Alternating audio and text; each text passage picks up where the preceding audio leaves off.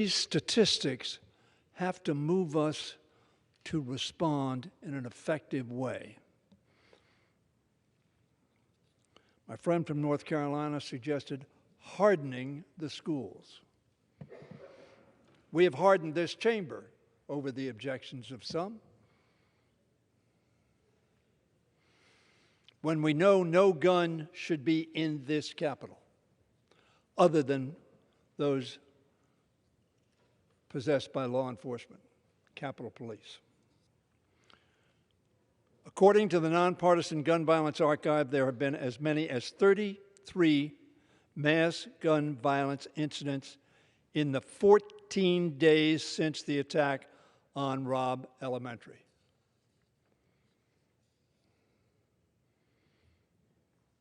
We have more guns in this country than any other nation on earth.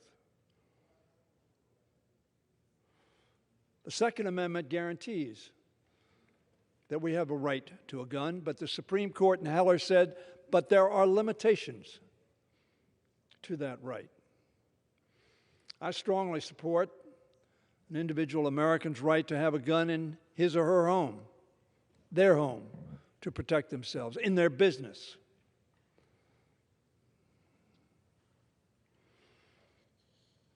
But the court said, be reasonable. In the past week alone, we have seen mass shootings in Chattanooga, Tennessee. Past week, 7 days. In Philadelphia, Pennsylvania, and Tulsa, Oklahoma. Not even 10 days before the shooting at Robb Elementary, a domestic terrorist killed 13 people in a grocery store in Buffalo, New York. In every corner of this country, Americans are begging Congress to protect our kids and our people. Many of us like to say, this is the people's house.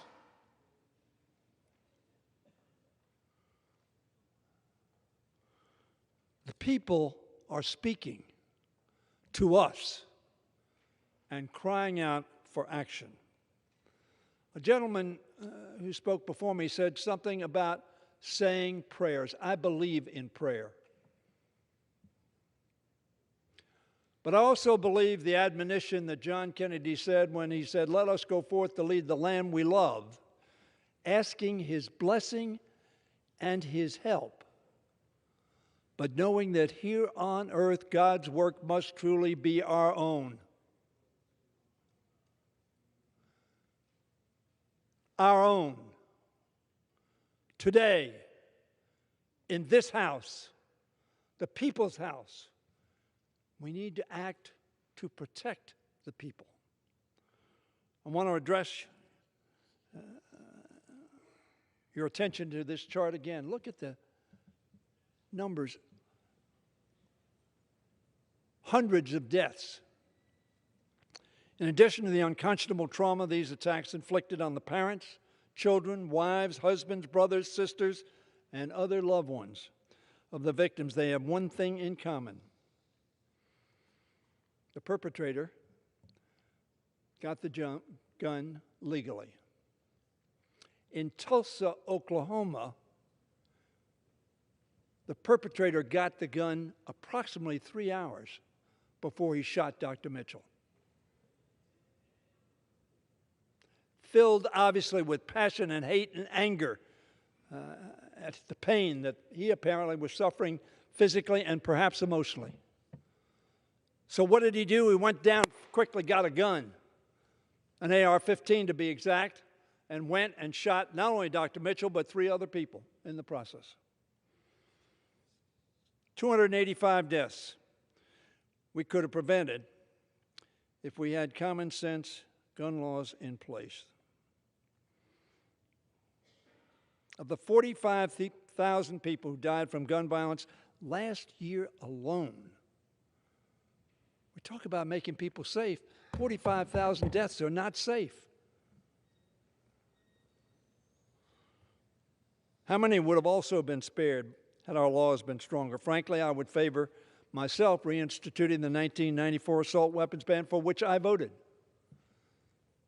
And I lamented the fact that When my Republican colleagues were in charge of the House, Senate, and the presidency, they allowed that law to go out of existence. None of us can speculate what the cost of that was, but there's no doubt in my mind there was a cost. In fact, that bill reduced mass shootings then, and it would do so again now. There's much I believe we ought to do as the representatives of the American people in this House. The House, though, has already taken action on two very critical gun safety measures supported by 9 out of 10 Americans. We don't have 9 out of 10 Americans that are Democrats in this country. Neither side does. But if you have any credence in polling data that says what Americans think, 9 out of 10 think that comprehensive background checks should be the law of the land. I don't know the common sense argument against that. We passed the Charleston loophole. This gentleman who bought that gun 3 hours before he killed Dr. Mitchell, or thereabouts, would have had a time to cool off,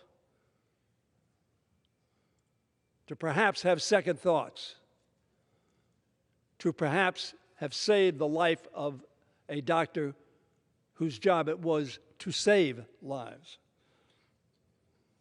We sent those bills over, and Senate Republicans, however, have refused to allow even debate on either of these bills, that are overwhelmingly supported by the American people. I know that my Republican colleagues are as disturbed by murder of children as Democrats are. I believe that. I hope that's the case, but I believe it. But I am confounded by the unwillingness to respond in an effective way, even on asking that everybody get checked so they're not criminally insane or a felon or an abuser or on the terrorist list. But no, comprehensive background checks just to see if somebody is a danger to themselves or others. I know that our colleagues across the aisle shed tears when their constituents die from gun violence, as we do. This should not be a Democratic or Republican issue, but an issue of our common humanity and our common sense. If we work together, we can achieve a safer America. We've seen promising signs from the Senate that a bipartisan agreement may be possible. I surely hope it is. But this House will not, should not wait to act. That's why we're voting on this Protect the Kids Act today. This legislation is, in my view, long overdue. I participated in a sit-in on this floor to try to galvanize the Congress. It didn't work. Sadly, it didn't work. To the disappointment of the American people, it didn't work. This comprehensive bill is the product of tireless efforts by many of our colleagues to address issues that contribute to our gun violence epidemic. I want to thank Robin Kelly and the Protecting Our Kids Act, that cracked down on gun traffickers who take guns where? Into the big cities and spread them around. Now, they sell them. They don't give them for free. But it's the traffickers that break the laws, not of Chicago, but perhaps don't break the laws of those where they bought multiple guns for those who can't buy guns. Similarly, Representatives Cicilline and Espaillat pushed to include provisions that would regulate elusive ghost guns. Now, look, I chaired the Treasury Postal Committee that oversaw the Alcohol, Tobacco, and Firearms Division, and we couldn't even make sure that ordnance, bullets, could be traced because the NRA was opposed. Representative Titus ensured that it would be ban bump stocks, a weapon component that allowed a gunman to kill 60 people in Las Vegas in 2017 and wound hundreds more. Was he a hunter? Was he a sportsman? Additionally, this bill will restrict high-capacity magazines, which enable shooters to inflict maximum destruction in the minimum amount of time, thanks to language included by Representative Deutsch. Because of Chairwoman DeLauro, Chairwoman Jackson Lee, and Representative Slotkin, this bill also protects our kids from gun violence at home by implementing gun storage safety standards. Common sense, common purpose, protecting our kids. This act also includes Representative Anthony Brown's measure to raise the legal age for purchasing assault weapons and shotguns from 18 to 21. You can buy an AR-15, apparently, or some other multiple-shot, quick-shot weapon, but you can't buy a drink in many jurisdictions. Is that common sense? This legislation never would have come together without the leadership of Chairman Nadler. Thank you, Chairman, for your leadership, and I thank the committee for their work on this bill. Chairwoman Jackson Lee of the Subcommittee on Crime, Terrorism, and Homeland Security, Chairman Thompson of the Gun Violence Task Force. Thank you, Chairman Thompson. This bill, as well as additional legislation from Representatives McBath and Carbajal that will be considered subsequently on Thursday, takes major steps forward to make our communities and our children safer. Is it perfect? Will it stop all the kids? It won't. We know that. Is there a perfect answer? No. Is making schools safer bad? No. We support that. I don't know that we support making them into armed camps, as some would suggest, because I think that would make them less safe in many respects. So I urge all of my colleagues to put our country, our constituents, and our kids first. Let us rise above party and partisanship and special interests as we seek to do what is right, what is necessary, and what an overwhelming majority of the American people are looking to Congress to achieve. Isn't that what we're supposed to do, represent the people? I'm hopeful we can find a bipartisan path forward to enact long overdue reforms to make our communities safer from gun violence, because a bullet doesn't care about your race, your faith, your age, your orientation, or any other factor. And yes, people do care about those things and manifest it in the worst way possible. But they do it with an instrument that will allow them to kill a lot of people very quickly. The American people care what we do here today. The American people care that their Congress is doing everything possible to keep them safe, to keep our children safe. The American people care. Each of us today has a chance to show that we care. God's work on earth must truly be our own. Vote for this bill. Make our kids and communities and people safer. And I yield back. Gentleman from Ohio. Madam Speaker, we reserve. Gentleman reserves. Gentleman from New York. Madam Speaker, I now yield 1 minute to a member of the Judiciary Committee, the gentleman from New York, Mr. Jeffries. Gentleman's recognized for 1 minute.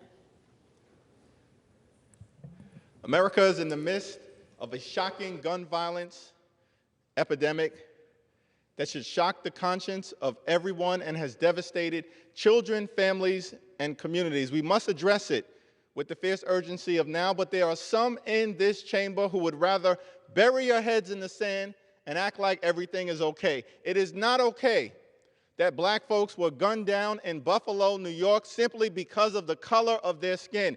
It is not okay that members of the Jewish community were gunned down in the Tree of Life Synagogue in Pittsburgh simply because of their religious beliefs. It is not okay that children were gunned down and shredded in Uvalde, Texas, by an 18-year-old who should never have had access to a weapon of war. It is not okay that mass murder has become a way of life in the United States of America. That is why we must pass comprehensive gun violence prevention legislation, address this epidemic decisively, and allow America to be the best version of itself.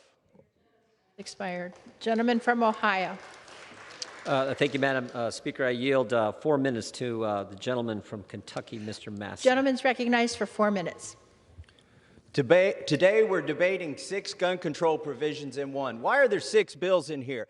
Because none of them work. But you can't take 6 bills that don't work and put them together and make one that does. It doesn't work that way. These are unserious, unconstitutional, and most troubling, dangerous provisions. 6 titles in this bill, and they all suffer the same inherent problem that gun control suffers when we pass it here in these legislatures. And that problem is criminals do not obey the law. They're going to love some of these laws, though.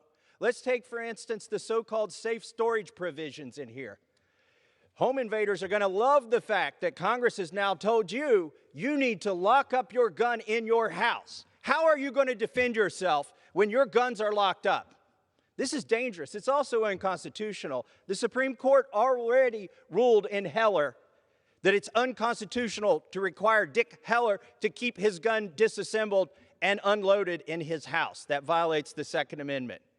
Think about the provision to raise the age to 21 to buy a long gun. That includes rifles and shotguns, not just a handgun, which is already impermissible. This is unconstitutional and it's immoral. Why is it immoral? Because we're telling 18, 19, and 20-year-olds to register for the draft. You can go die for your country. We expect you to defend us, but we're not going to give you the tools to defend yourself and your family. I offered an amendment in committee that would let the spouse of an somebody in the armed services serving overseas acquire the means of self-defense while her husband is serving overseas. Let her defend her and her children. Well, just because she's 18, 19, or 20 and her husband is serving, she shouldn't be defenseless. The Democrats voted it down in committee. I offered an amendment to say that we won't treat domestic violence victims as gun traffickers if they happen to get a gun from a neighbor instead of getting it from the gun store. Every Democrat but one voted against protecting domestic violence victims. Let me give you one that's not a hypothetical.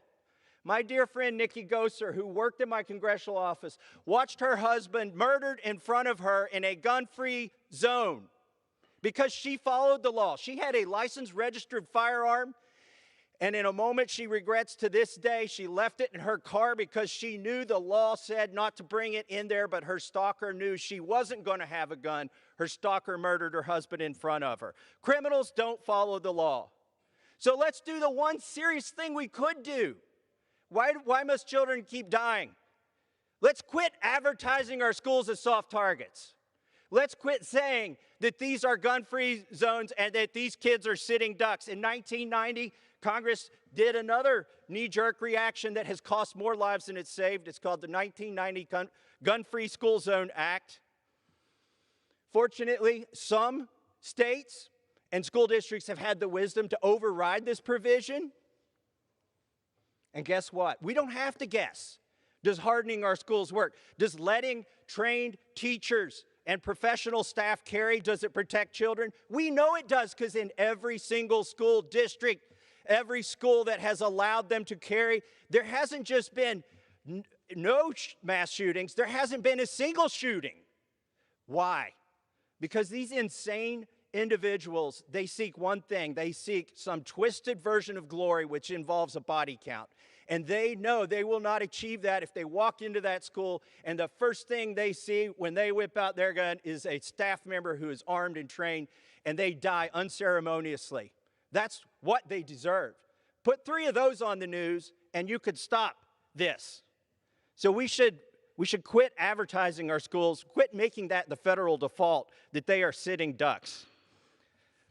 Gentleman's time's I urge my colleagues to vote against these 6 provisions and yield back the balance of my time. Madam Speaker, I now yield 2 minutes to a member of the Judiciary Committee, the distinguished gentleman from Rhode Island, Mr. Cicilline. Gentleman's recognized for 2 minutes. Madam Speaker, almost 6 years ago, I sat down right here on this floor with the late, great John Lewis and so many colleagues to protest the Republicans' unwillingness to take up gun safety legislation after the Orlando shooting at the Pulse nightclub. We promised to the American people that if we were given the majority, we would deliver on gun safety legislation. Last year, we passed bills for expanded criminal background checks and to close the Charleston loophole to ensure criminals can't buy firearms. And today, we'll pass groundbreaking legislation to address gun violence and the epidemic of gun violence in our country. Gun violence is the crisis of this generation. There isn't a person or a community in this country that isn't affected by gun violence. It doesn't matter if you're rich or poor, in a city or suburb, young or old. We are all a text message away from this happening to any one of us. In the last 159 days alone, we've had more than 240 mass shootings in this country, almost 19,000 dead from guns, and 27 school shootings. Children killed in Uvalde, Parkland, San Diego, and many more places across the country. Enough is enough. It's time to do something. Every minute we wait, every minute we fail to act, we sentence more Americans and more children to death by guns in this country. The Protect Our Kids Act is a smart, common sense package that will save lives. I urge my colleagues to take this first step with us. Help reduce gun violence in this country. Protect your constituents from the gun violence that is ravaging communities all across America. And we can't stop here. This is a great bill. There's a lot more work to be done to make certain that kids and all the members of our community are safe. But have the courage to stand up. Actually, it doesn't take a lot of courage. Do your job. Protect your constituents from these horrific, horrific acts of gun violence. Vote yes on this legislation. And with that, Madam Speaker, I yield back. Members are directed to address their remarks to the chair. Gentleman from Ohio. Thank you, Madam Speaker. I yield 3 minutes to the gentleman from Arizona, Mr. Biggs. Gentleman's recognized for 3 minutes. I thank the gentleman for yielding. I oppose H.R. 7910, the Democrats' latest gun control effort. Supporters of this bill do not want to protect America's Second Amendment rights because they don't care about Second Amendment rights. Instead of addressing the societal issues that have been caused by decades of progressive left-wing policies that have assaulted the American family and American society, they want to ban guns. They ignore the fact that many of the cities with the most restrictive gun control laws also have the highest levels of crime. They simply do not acknowledge that they don't believe in the Second Amendment. But let's talk about what Republicans have proposed, because Republicans have proposed many efforts. You just heard from Mr. Massey, one of his. But here's what you don't hear. I listened very carefully to the majority leader. He was enumerating through polls. But guess what? The majority of Americans believe schools would be safer if teachers were given options to carry a firearm. That comes from The Economist, the latest Economist poll last week. A similar Rasmussen poll, 62% are safer with an armed guard. Utah allows teachers to carry a concealed weapon. They not only have not had a mass shooting, they've never had a shooting since that law's been in place. Justice Scalia said in his Heller opinion that the very text of the Second Amendment implicitly recognizes the preexistence of the right, the Second Amendment right, and declares only that it shall not be infringed. This is not a right granted by the Constitution. Neither is it in any manner dependent upon that instrument for its existence. The Second Amendment simply declares that it shall not be infringed, but that's exactly what your bills do. The Republicans have also said, let's harden the schools. Look, you've got $122 billion that you gave in relief, COVID relief to K-12. More than 90% of it remains unused. And you say, well, that we don't want to talk about doors. What do? We hide behind doors because they work. You can harden schools and make them work. You can arm guards and make them work and make children safer. We all condemn the acts of violence that have occurred throughout our country, but the answer cannot be restricting America's right to protect themselves. Every day Americans use guns to protect themselves and their families. This bill will make it harder for Americans to do this. That is an inconvenient fact that my colleagues across the aisle simply can't and choose not to address. Last week at markup, Democrats repeatedly claimed that good guys with guns do not stop bad guys with guns. But Congressman Massey read a long list of incidents of good guys using guns to stop bad guys. But that list was ignored. I'll give you one. In Charleston, West Virginia, a woman with a 9mm handgun stopped a shooter shooting into a crowd with an AR-15. Here's one. Stephen Williford stopped the shooting at a church in Sutherland Springs. I urge you to vote no.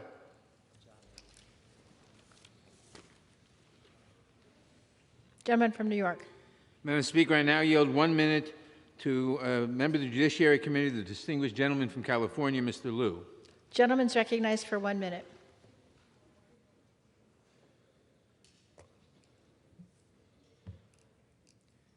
When I served in the U.S. military, I was trained on firearms. Let me tell you what a bullet from the AR-15 does to you. The bullet leaves the muzzle of the AR-15 at a speed 3 times higher than that of a handgun. The energy is so strong that the bullet will disintegrate 3 inches of your bone. A person shot with an AR-15 looks like a grenade exploded in their body.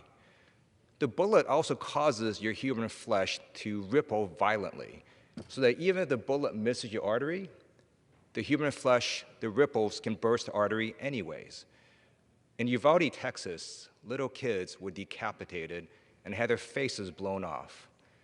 A person under 21 cannot buy a Budweiser. We should not let a person under 21 buy an AR-15 weapon of war.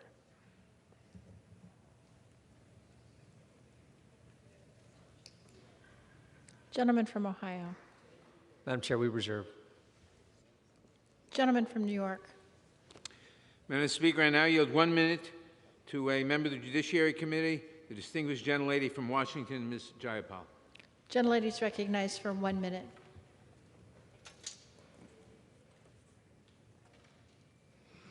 Madam Speaker, the Protecting Our Kids Act is about saying no more to mass shootings. No more to children murdered in schools. No more to black people murdered at the grocery store. No more to doctors being murdered in hospitals. No more to losing our children, our fathers, mothers, siblings, and friends in this uniquely American epidemic of gun violence. The families who have lost loved ones know that these deaths are not inevitable. We need to act now. This bill has simple but effective solutions. Raise the minimum age to 21 to buy a semi-automatic rifle. Prohibit gun trafficking and high-capacity magazines. Require safe storage and crack down on ghost guns and bump stocks. Had these protections been enacted in 1999, they would have stopped at least 35 recent mass shootings and saved over 400 lives. Today, we can choose to mean it when we say never again. Vote yes, save lives, save children, save our communities. Time's expired. Gentleman from Ohio. We reserve. Gentleman from New York. Madam Speaker, I now yield 1 minute to a member of the Judiciary Committee, the distinguished gentlelady from Florida, Ms. Demings.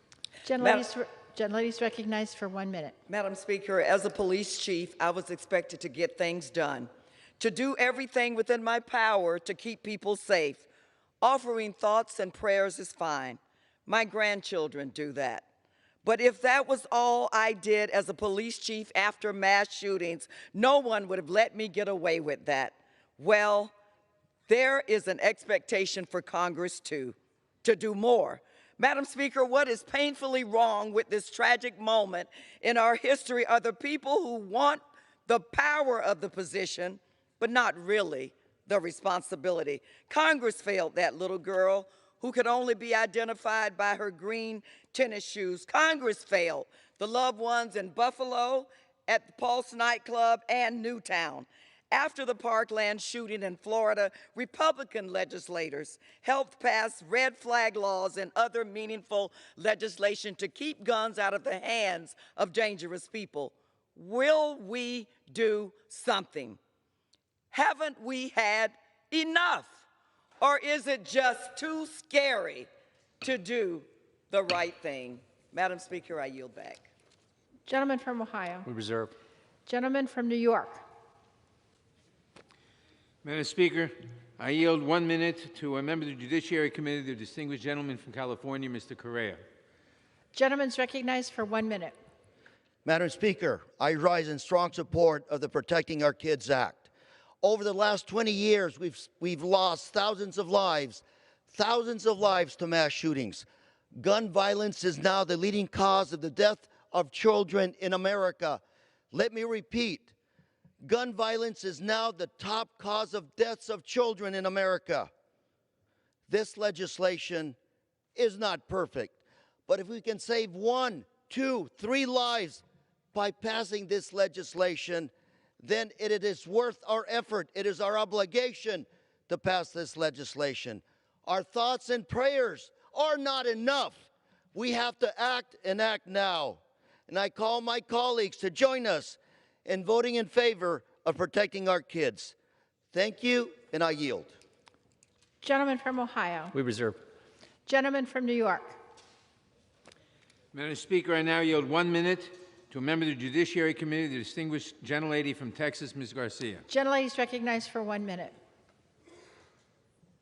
Madam Speaker, I rise today in strong support of H.R. 7910, the Protect Our Kids Act, and H.R. 2377, the Federal Extreme Risk Act. In Texas, our souls are crushed and our hearts are still broken. We stand in solidarity with our friends and neighbors in Uvalde and communities across the nation mourning the lives of those who have lost their lives to gun violence.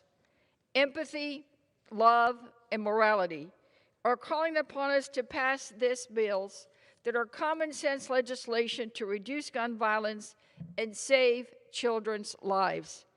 Let's not be deceived by the absurd proposition to arm our teachers and schools. Let's let schools be schools. A teacher should be armed with books, not guns. Children need to focus on learning the ABCs, not how to dodge bullets. I urge my colleagues across the aisle to consult their conscience, not the NRA, and vote yes on these measures. Thank you, and I yield back. Gentleman from Ohio. Gentleman from New York. Madam Speaker, how much time does each side have remaining? Gentleman from New York has 40½ minutes. Gentleman from Ohio has 38½ minutes. Thank you, Madam Speaker. Madam Speaker, I now yield 1 minute to a member of the Judiciary Committee, the distinguished gentleman from Colorado, Mr. Neguse. Gentleman's recognized for 1 minute. Madam Speaker, I rise today not to offer my words, but the words of a brave Coloradan, Tom Mauser. Tom's son, Daniel, was murdered at Columbine High School 23 years ago in 1999. He was 15 years old, the same age as me. Tom shared with me that in the weeks before his death, Daniel asked him, "Dad, did you know there are loopholes in the Brady Bill?" At 15 years old, Daniel was able to see the gaping holes in our nation's gun laws, and tragically, so were the two 18-year-old killers, teenagers that, in Tom's words, saw loopholes big enough to drive a truck through. And as Tom said to me today, what has Congress really done to protect our precious children from gun violence in those 23 years? Shamefully, nothing. It is time for Congress to do its job. It is time to act and to demonstrate that you give a damn about our children. Tom is right. I beg my colleagues, support this common sense bill. And I yield back the balance of my time. Gentleman from Ohio. Thank you, Madam Chair. I yield 2 minutes to the gentleman from Wisconsin, Mr. Fitzgerald. Gentleman's recognized for 2 minutes. Madam Speaker, I rise today in opposition to H.R. 7901. I thought I'd take this opportunity to do my own fact check on some of the inaccurate claims my colleagues on the other side of the aisle presented at last week's markup. My Democrat colleagues will often claim there are loopholes in the current background check system, sometimes specifically citing the Charleston loophole. This is simply not true. Federal firearms licensees cannot transfer a firearm without performing a background check on the purchaser. The FBI is notified immediately if a prohibited person attempts to purchase a weapon, and the FBI has 3 days to follow up. The 3 days for follow-up prevent the FBI from sitting on their hands and not following through with background checks as a way to deny a person a firearm by bureaucracy, and therefore take away their Second Amendment rights. Another claim frequently made by my colleagues is that banning so-called assault weapons, a term they rarely define, would reduce mass shootings. Despite automatic weapons already being illegal to the general public, the left uses the term assault weapon to describe scary-looking guns regardless of the actual characteristics of the firearm. Even weapons mischaracterized as assault weapons are used in less than 1% of all homicides. Many of my colleagues claim mandating so-called safe storage of firearms is a common-sense approach to reducing gun violence. Not only does a requirement to keep a firearm within the home unloaded or locked up not comply with the Supreme Court precedent, it is also puts them at a disadvantage. Listen, if you want to accomplish something today, pass what many states have done, and that's make resources available to secure schools. $100 million in over 1,300 Wisconsin schools have removed themselves from the list of the most vulnerable with state dollars. Let's do that today and really accomplish something. Gentleman from New York. Madam Speaker, I now yield 1 minute to the Vice Chair of the Judiciary Committee, the distinguished gentlelady from Pennsylvania, Ms. Dean. Gentlelady is recognized for 1 minute. Thank you, Madam Speaker, and thank you, Mr. Chair. You know, it is said that a civilized society that can no longer feel outrage can no longer be civilized. 10 people slaughtered in their grocery store. 19 children and 2 teachers massacred in their school, only to have parents who had dropped their children off in the morning wait in some horror line to offer DNA samples. At least 15 people murdered in mass shootings just this weekend, including in my home city, Philadelphia. Outrage. We must feel the outrage. Do these tragedies from guns in the hands of bad actors sound like the well-regulated militia explicitly mentioned in the Second Amendment? Of course not. It's outrageous. We want to save our children. We want to save our babies. We want to save our families, the elderly who live in constant fear. And yet, did you hear, Madam Speaker, the argument on the other side of the aisle? A God-given right for an 18-year-old to slaughter children in a school? Enough is enough. Time's expired. Thank you, Madam Speaker. Gentleman from Ohio. Gentleman from New York. Madam Speaker, I now yield 1 minute to a member of the Judiciary Committee who knows the tragic violence of gun violence personally, Ms. McBath of Georgia. Gentlelady is recognized for 1 minute. Thank you, Madam Speaker, and thank you, Chairman Nadler. I rise today in support of Protecting Our Kids Act, a chance for us to keep our families healthy and whole and safe. Day after day, hour after hour, the American people have felt the pain and the horror and the despair of yet another mass shooting, another family torn apart, another community broken. I know that feeling. You know my story. My son Jordan was just 17 years old when he was shot by a man who simply didn't like the loud music that he was playing in his car. How long do we let the American families in this country keep suffering this pain? That's why we must pass this common sense legislation, why we must take this step towards ensuring that we are creating true progress for the next generation. Americans deserve better, and shame on us if we do not take action.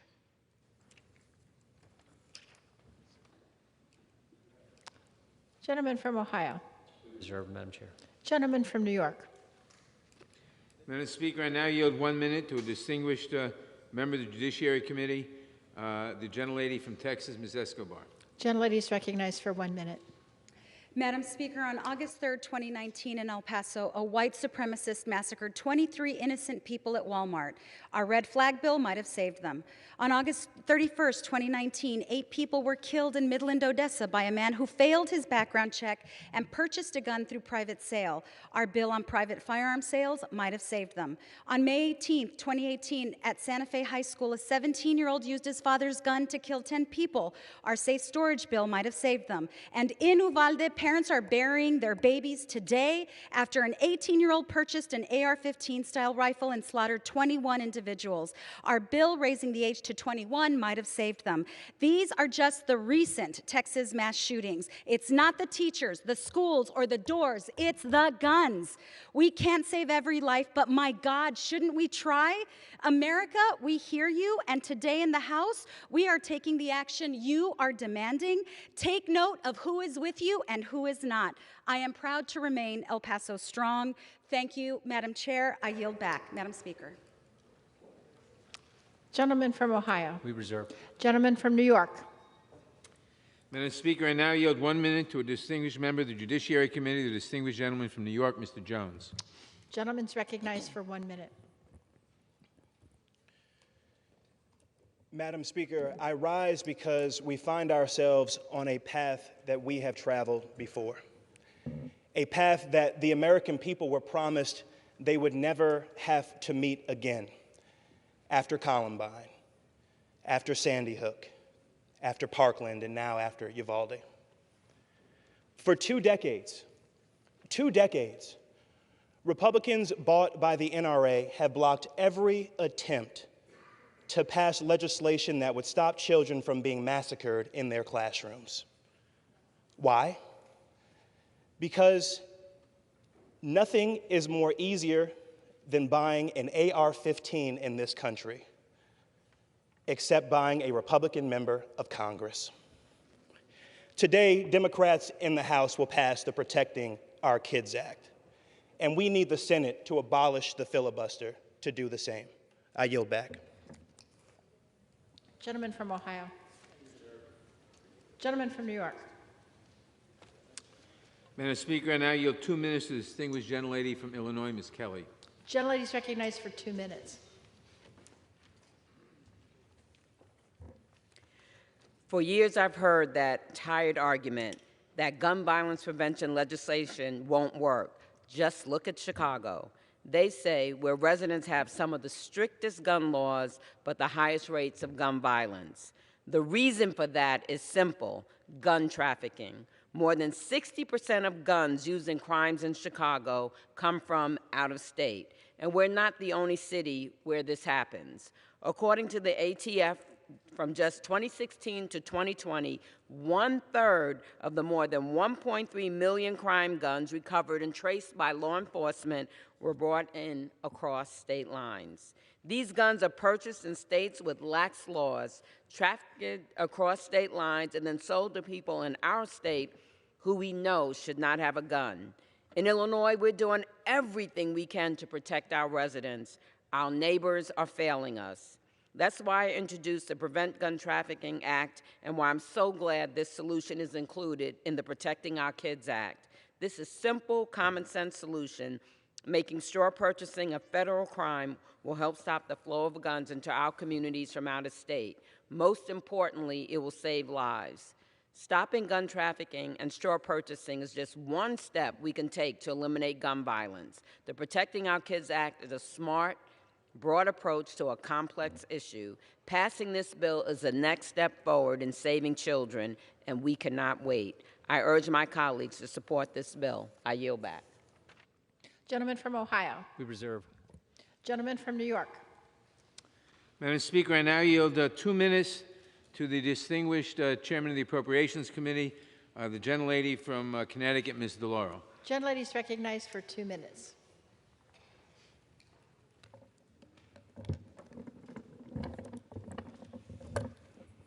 Madam Speaker, I rise in support of the Protecting Our Kids Act, comprehensive package to address gun violence in the United States. I'm pleased that it includes my legislation, Ethan's Law, which will keep kids across the country safe by ensuring that firearms are safely stored and secured. I introduced Ethan's Law in the House over 3 years ago in memory of Ethan Song, a Guilford, Connecticut teenager, 15 years old, accidentally shot himself with an unsecured gun in 2018. The firearm was improperly stored in a Tupperware box with the gun lock keys and the ammunition nearby. Before I had the honor of introducing Ethan's Law in the Congress, it passed the Connecticut General Assembly and the state Senate with broad bipartisan support, signed into law in 2019. Today, we take a critical step to make Ethan's Law the national standard in safe storage. Ethan's Law will set a federal standard for safe gun storage, incentivize states to create and implement safe gun storage laws.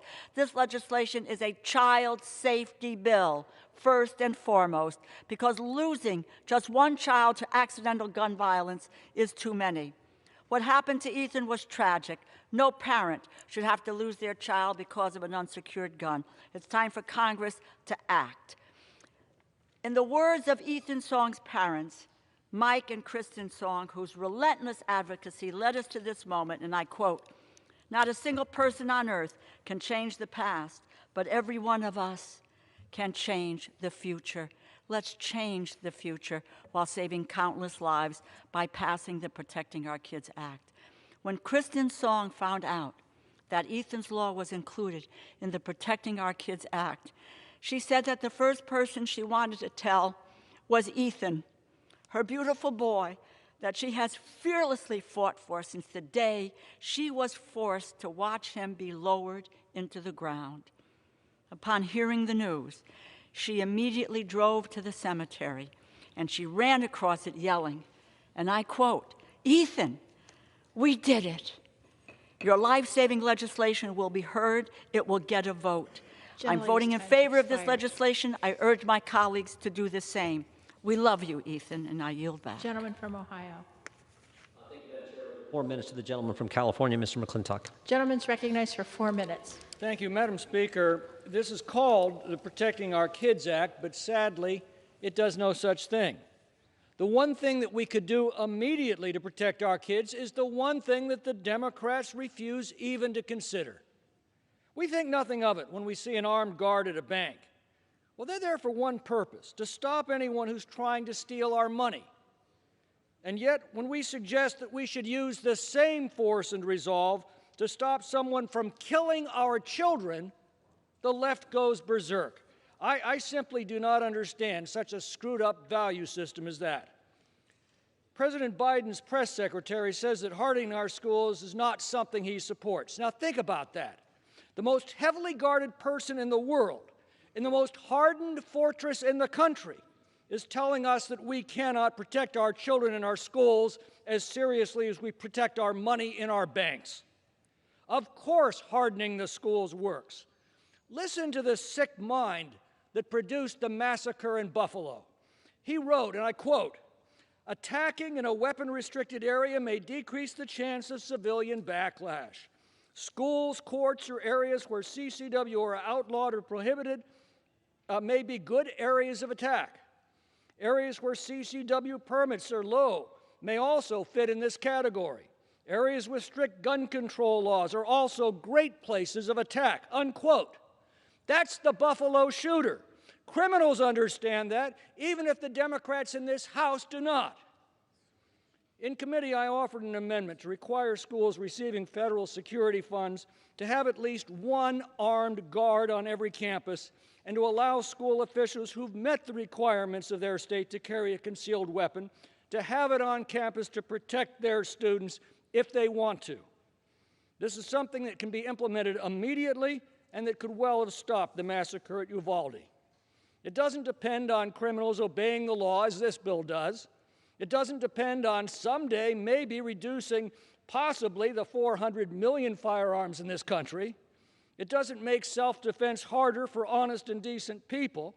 In fact, it makes self-defense easier for honest and decent people. It would make future attacks on our schools much less likely to succeed and infinitely more dangerous to those contemplating such an act. Yet the Democrats refused even to consider it. We know how to reduce gun violence, harden our schools, and protect our children with the same seriousness as we protect our money. Prosecute gun criminals. send them to prison for the rest of their lives, execute murderers, confine the dangerously mentally ill so that we can treat them, stop letting terrorists into the country across our southern border. Yet woke district attorneys often refuse to prosecute gun criminals, or they quickly drop gun charges to reduce their sentences. The Democrats have all but abolished the death penalty. They've released dangerous criminals from our prisons, released dangerous criminal illegal aliens into our communities, flooded our streets with the dangerously mentally ill, and turned a blind eye as terrorists come across the border that they've left wide open. And then they wonder why we're plagued with violent criminals. You know, maybe it's time to get serious about removing criminals from our streets and to fortify our schools. That's something we could do today that will have an immediate effect today. Protecting Our Kids Act. It does no such thing. It is a tale told by an idiot, full of sound and fury, signifying nothing. I yield back. Gentleman from New York. Madam Speaker, I now yield 2 minutes to the distinguished gentleman from Maryland, Mr. Brown. Gentleman's recognized for 2 minutes. Thank you, Madam Speaker. Again and again, we hear a common refrain when a mass shooting happens. A young man, typically under the age of 21, legally purchases a semi-automatic rifle and murders innocent people. We saw this in Uvalde, we saw this in Buffalo, we saw this in Indianapolis in 2021 and in Parkland in 2019. In fact, 6 of the 9 deadliest mass shootings since 2018 were by young men who should never have been allowed to purchase these weapons in the first place. Right now, you must be 21 in this country to buy a handgun, but only need to be 18 years old to buy a semi-automatic rifle capable of committing unspeakable tragedies. I served in the military. I trained with these weapons. I know what they can do.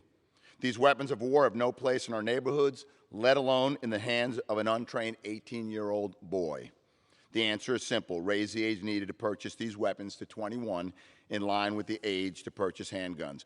We have bipartisan support for this. Democrats, Republicans, gun safety advocates, law-abiding citizens, and responsible gun owners, teachers, and veterans, because it's common sense. Shooting after shooting, we ask ourselves, what more could we have done? We debate whether one action could have saved the lives of those children, those mothers, fathers, grandmothers, and neighbors. I'm done with that. It's time for action. Raising the age to buy these weapons won't solve our nation's gun violence epidemic overnight.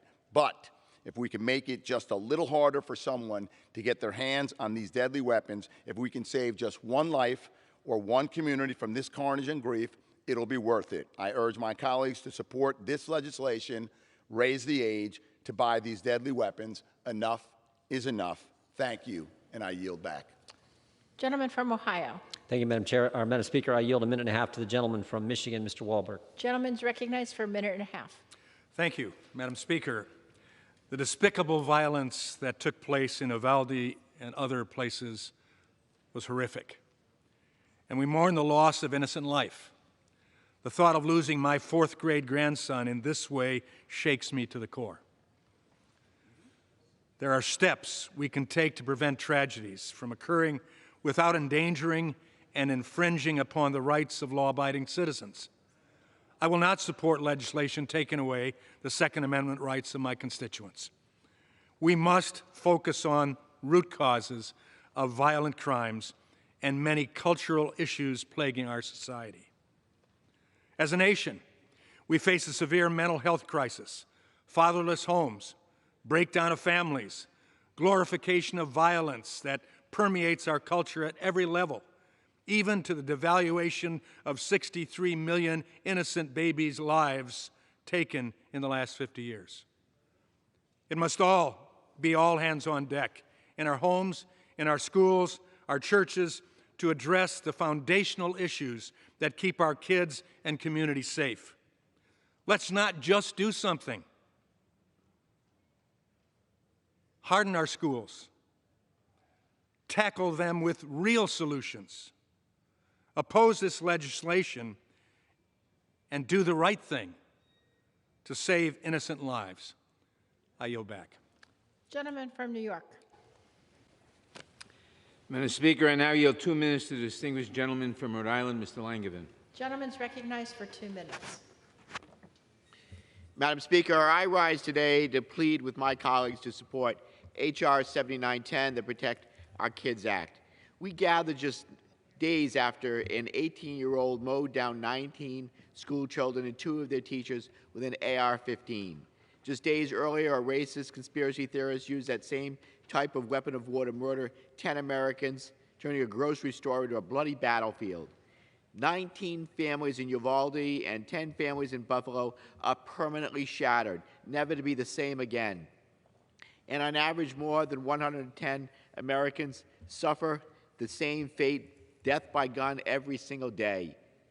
Madam Speaker, no one has to tell me that I don't know what I'm talking about when it comes to damage that guns can do. 42 years ago, I was a 16-year-old police cadet when a gun misfired, severing my spinal cord and changing my life forever. Of course, we'll never be able to stop every single gun injury or death, but we have the power to act, to pass common sense gun safety laws to reduce the preventable heartbreak experienced by far too many families in this country. We must get illegal guns off our streets. We must pass red flag laws to keep guns out of the wrong hands. We must raise the minimum age to buy a semi-automatic assault weapon to 21. And we can. These are common sense policies backed by broad bipartisan majorities of Americans. But instead, some of my colleagues have the audacity to suggest that we turn our schools into armed fortresses. What's next? Armed churches? Armed movie theaters? Is this the country you want to leave to your children and grandchildren? I certainly don't. Madam Speaker, guns are now the leading cause of death for children in this country. No other developed country on earth would ever tolerate this level of gun violence, and we shouldn't either. Those children in Uvalde deserve to grow up. The victims of Buffalo deserve to return home safe. And the 40,000 Americans who die from guns every year deserve to live. The American people are counting on us to deliver change. I pray that we won't let them down. I yield back. Gentleman from Ohio. Thank you, Madam Speaker. I yield 3 minutes to the gentleman from Utah, Mr. Owens. Gentleman's recognized for 3 minutes. Thank you. Madam Speaker, I rise in opposition to H.R. 7910. The violence that occurred in Uvalde, Texas was horrific. And as we consider the pain these families are experiencing, we can do more now. Let's focus today on like a laser beam on protecting our precious children. My friends on the other side of the aisle want us to vote on a hasty, partisan, and overreaching package of bills that developed in the middle of the night without any Republican input.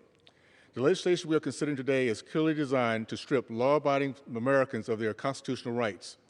In a town hall meeting last summer, President Biden himself said he'd like to ban the sales of handguns and rifles, full stop. No wonder law-abiding Americans see this legislation as central federal overreach. History has taught us some great lessons. One is that liberty once lost is lost forever. I grew up in the Deep South, where for a time, black Americans were unable to defend themselves. After the Civil War, Democrat black laws and Jim Crow laws prohibited people of color from owning firearms. Most people have heard the phrase 40 acres and a mule, an order issued in 1865 that allowed 40,000 former slaves to live on hundreds of thousands of acres. After the assassination of Abraham Lincoln, the Democrat president, Andrew Johnson, a Confederate sympathizer, confiscated this land, displacing thousands of black Americans and families. This is an example of why the right to bear arms is necessary to safeguard and protect our life, liberty, and property. The Democrats' proposals are unhelpful in protecting our kids and go against all common sense. They ignore real solutions that will keep our children safe and help prevent future acts of senseless violence. Most importantly, they are not proposing anything that protects our children now. We don't need to spend another 2 years fighting over solutions. We have solutions available immediately. The Securing Our Student Act. My legislation would empower local school districts to immediately receive unspent funds from the American Rescue Plan and implement security measures in their schools now. Of the $122 billion appropriated to the American K-12 schools in last year's $1.9 trillion American Rescue Plan, roughly 93% remains unspent. I invite my colleagues to join me in demanding that these hundreds of billions of dollars be immediately used to help local schools determine and implement the safety measures that best fit their communities. We can harden our schools and protect our children at school now. We can never bring back those precious children we've lost, but we can and we must work together to prevent future tragedies. This is a solution that will harness the full weight of American innovation and technology and keep our schools safe now, to ensure that no child, educator, or family has to say goodbye to a loved one because of any kind of violence. Thank you, and I yield back. Gentleman from New York. Madam Speaker, I now yield 1 minute to the distinguished gentleman from Michigan, Mr. Levin. Gentleman's recognized for 1 minute. Thank you, Chairman Nadler, for pulling this vital package together.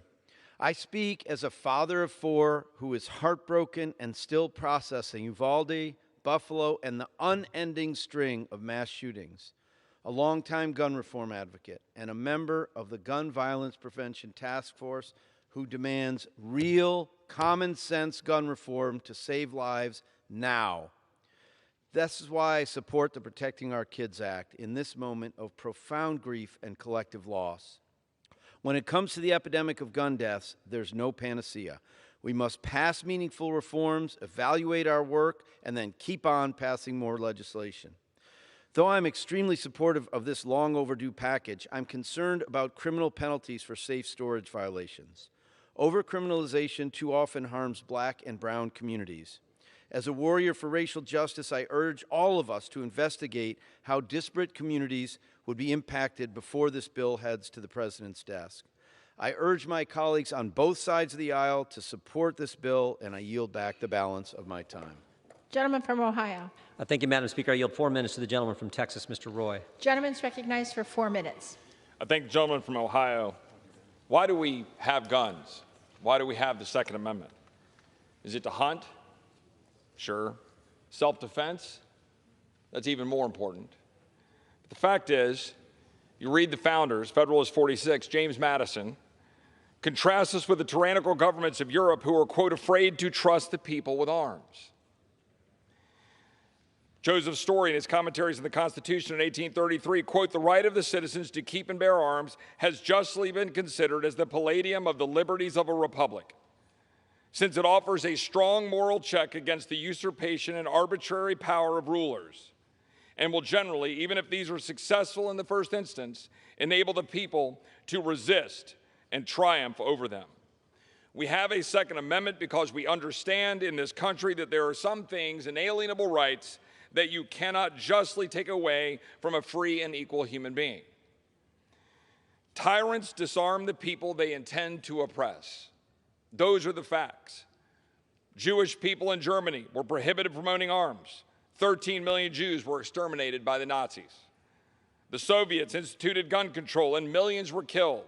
20 million dissidents were rounded up and exterminated.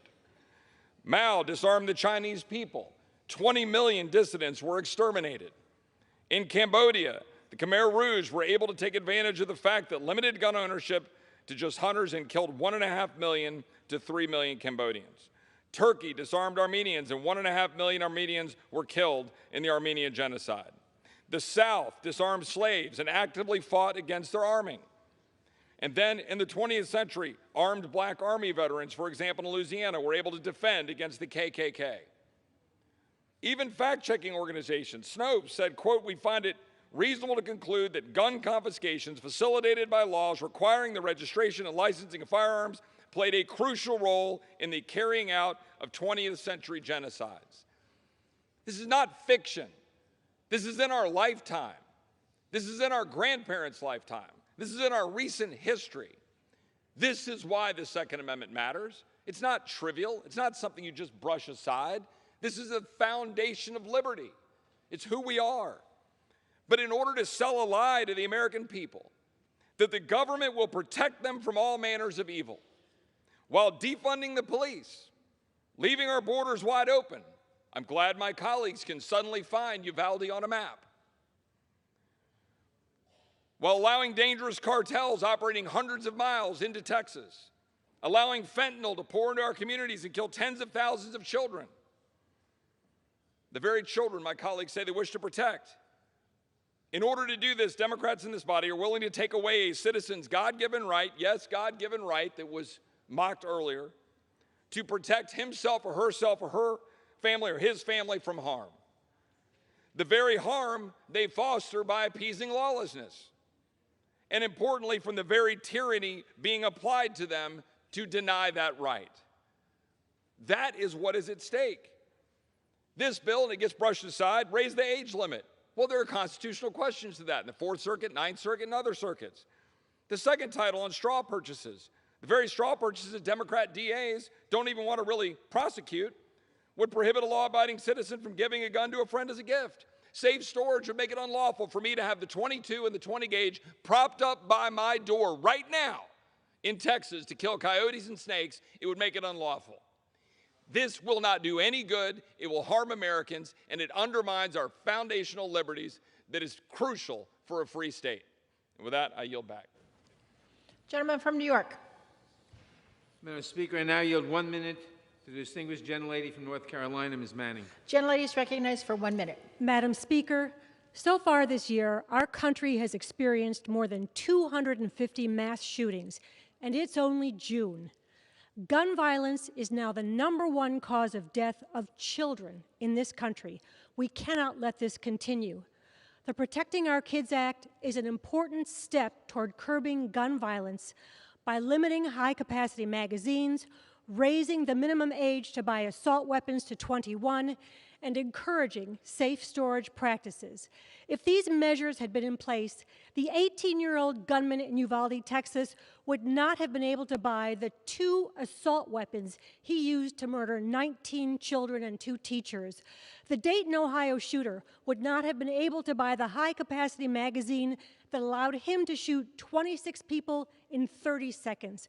We can't solve this complex problem at once, but neither can we desist from taking common sense measures to help make this country safer for our children. Let's honor our oath. Let's do our job to keep the American people safe. Vote yes on this bill. It's the least we can do for our constituents. Gentleman from Ohio. And I yield back. Thank you, Madam Speaker. We reserve. Gentleman reserves. Gentleman from New York. Madam Speaker, I now yield 1 minute to the distinguished gentlelady from California, Ms. Spear. Gentlelady is recognized for 1 minute. Madam Speaker, thank you. I believe I'm the only member of this House that is a victim of gun violence. My body is riddled with bullets. I have a divot in my leg that's the size of a football. I have skin grafts on all parts of my body. I live with that every single day. A victim of gun violence is traumatized over and over again. I implore my colleagues on the other side of the aisle, if we had a 737 that crashed every month for 12 months in this country, we would do something about it. And that's what's happening to children in this country. 1,500 kids die of gun violence every single year. We have to do something about it. All we're saying is, don't let them purchase an assault weapon until they're 21. We already say you can't purchase a handgun until you're 21. Dr. Guerrero this morning talked about decapitated heads. Expired. I urge you, I'm leaving this institution. Please do something. I yield back. Gentleman from Ohio. We reserve, Madam. Gentleman from New York. Madam Speaker, I now yield 1 minute to the distinguished gentlelady from Illinois, Ms. Schakowsky. Gentlelady is recognized for 1 minute. Thank you, Mr. Chairman. I want to share a conversation that I had with Anna Kate, who is a constituent of mine in my district. And she called my office absolutely distraught. This was the day of the, late in the day of the shooting. And she said that parents have really reached their breaking point right now, and that she is afraid. And she is afraid for her 7-year-old son. She said, I want to tell my child, you will be safe in school. What a simple sentence that most parents, any parent would want to say, you will be safe in school. But I can't, she said. Children continue to die, and this is on all of us, all of our conscience. There is no issue more important than this. We can do something starting today, something real. We can finally pass this legislation. Let's do it. Gentleman from Ohio. Thank you, Madam Speaker. We reserve. Gentleman from New York. Madam Speaker, I now yield 1 minute to the distinguished gentlelady from California, Ms. Escher. Gentlelady is recognized for 1 minute. I thank the chairman. Madam Speaker, where is the soul of America in this chamber? I've listened to every speaker since the debate began. I think that Shakespeare would say, "Thou doth protest too much." We have simple, profound facts. Our children are being blown away. Last week, the first funeral, that casket could not be opened. I think every single member here is a parent. Walk behind that casket. Think of yourselves and your own children. They deserve solutions to this. This has to be more from you than damning the Democratic Party. Come on. We're members of Congress. And many of us say, can I have 10 more seconds, please? Many of us say a prayer. It's the Lord's Prayer. And at the end we say, and lead us not into temptation, but deliver us from evil. Amen. I yield back. Gentleman from Ohio. Thank you, Madam Speaker. I yield 2 minutes to the gentleman from Wisconsin, Mr. Tiffany. Gentleman's recognized for 2 minutes. Not one word from our colleagues when it comes to the crime waves in cities like Chicago, Los Angeles, Milwaukee, Minneapolis, New York, San Francisco, and Philadelphia. To do so would be to criticize their own soft on crime policies. It's been going on for a decade now. They hope Americans ignore the inconvenient truth. Criminals don't get background checks, and they don't fear laws because rogue prosecutors financed by progressive dark money groups don't enforce our laws. These criminal strongholds in Washington, D.C. have one thing in common. They are run by Democrats who refuse to enforce our laws. This administration, responsible for a 40-year inflation high, erasing our border, and shrinking economy, will say anything to distract from their own failures. Jimmy Carter says, "Thank you for making the 70s look good." Week after week, we hear about violent criminals re-victimizing communities without being held accountable. The people furthering these policies and making our communities less safe are the same people who are fervently arguing to disarm Americans and defund the police. They're the same people weaponizing the FBI against their political opponents, and the same people who want to repeal the Second Amendment. I wish they would just tell the American people the truth instead of deploying Trojan horses. Whether it's rifle bans, 9mm bans, federal red flag laws, one thing is certain. They will not change the outcomes for the people in those cities. As some members of this body have said in the last few weeks, this is just the beginning. We will not stop. They will continue to erode our rights because they believe in a nanny state government, not a government of the people. What Americans need is the enforcement of our laws, holding criminals accountable, and protecting our constitutional rights. I yield back. Gentleman from New York. Madam Speaker, I request unanimous consent to insert into the record a May 27, 2022 piece from CNN entitled "States with Weaker Gun Laws Have Higher Rates of Firearm-Related Homicides and Suicides Study Finds." Without objection. Madam Speaker, I now yield 1 minute to the distinguished gentlelady from the District of Columbia, Ms. Norton. Gentlelady is recognized for 1 minute. Madam Speaker, I rise in strong support of the package of gun violence prevention bills we are considering today. Gun violence is at unseen epidemic levels in this country. We need to combat the source of the epidemic, easy access to guns. I would like to address, however, the impact of the lack of statehood for the residents of the District of Columbia on their ability to pass and maintain their own common sense gun violence prevention laws. If Republicans take the majority in the next Congress, they could eliminate D.C.'s gun violence prevention laws, which they have repeatedly tried to do, including its ban on assault weapons and high-capacity magazines and its universal background checks. At least 7 current Republican members of Congress have introduced such bills. I have defeated each effort in Congress to overturn D.C. gun violence prevention bills, and I vow to do so again. But the ultimate remedy for congressional interference in local D.C. matters, of course, is D.C. statehood. I yield back. Gentleman from Ohio. We reserve. Gentleman from New York. Madam Speaker, I now yield 1 minute to the distinguished gentleman from Texas, Mr. Castro. Gentleman's recognized for 1 minute. Thank you, Madam Speaker. I rise to vote to do something.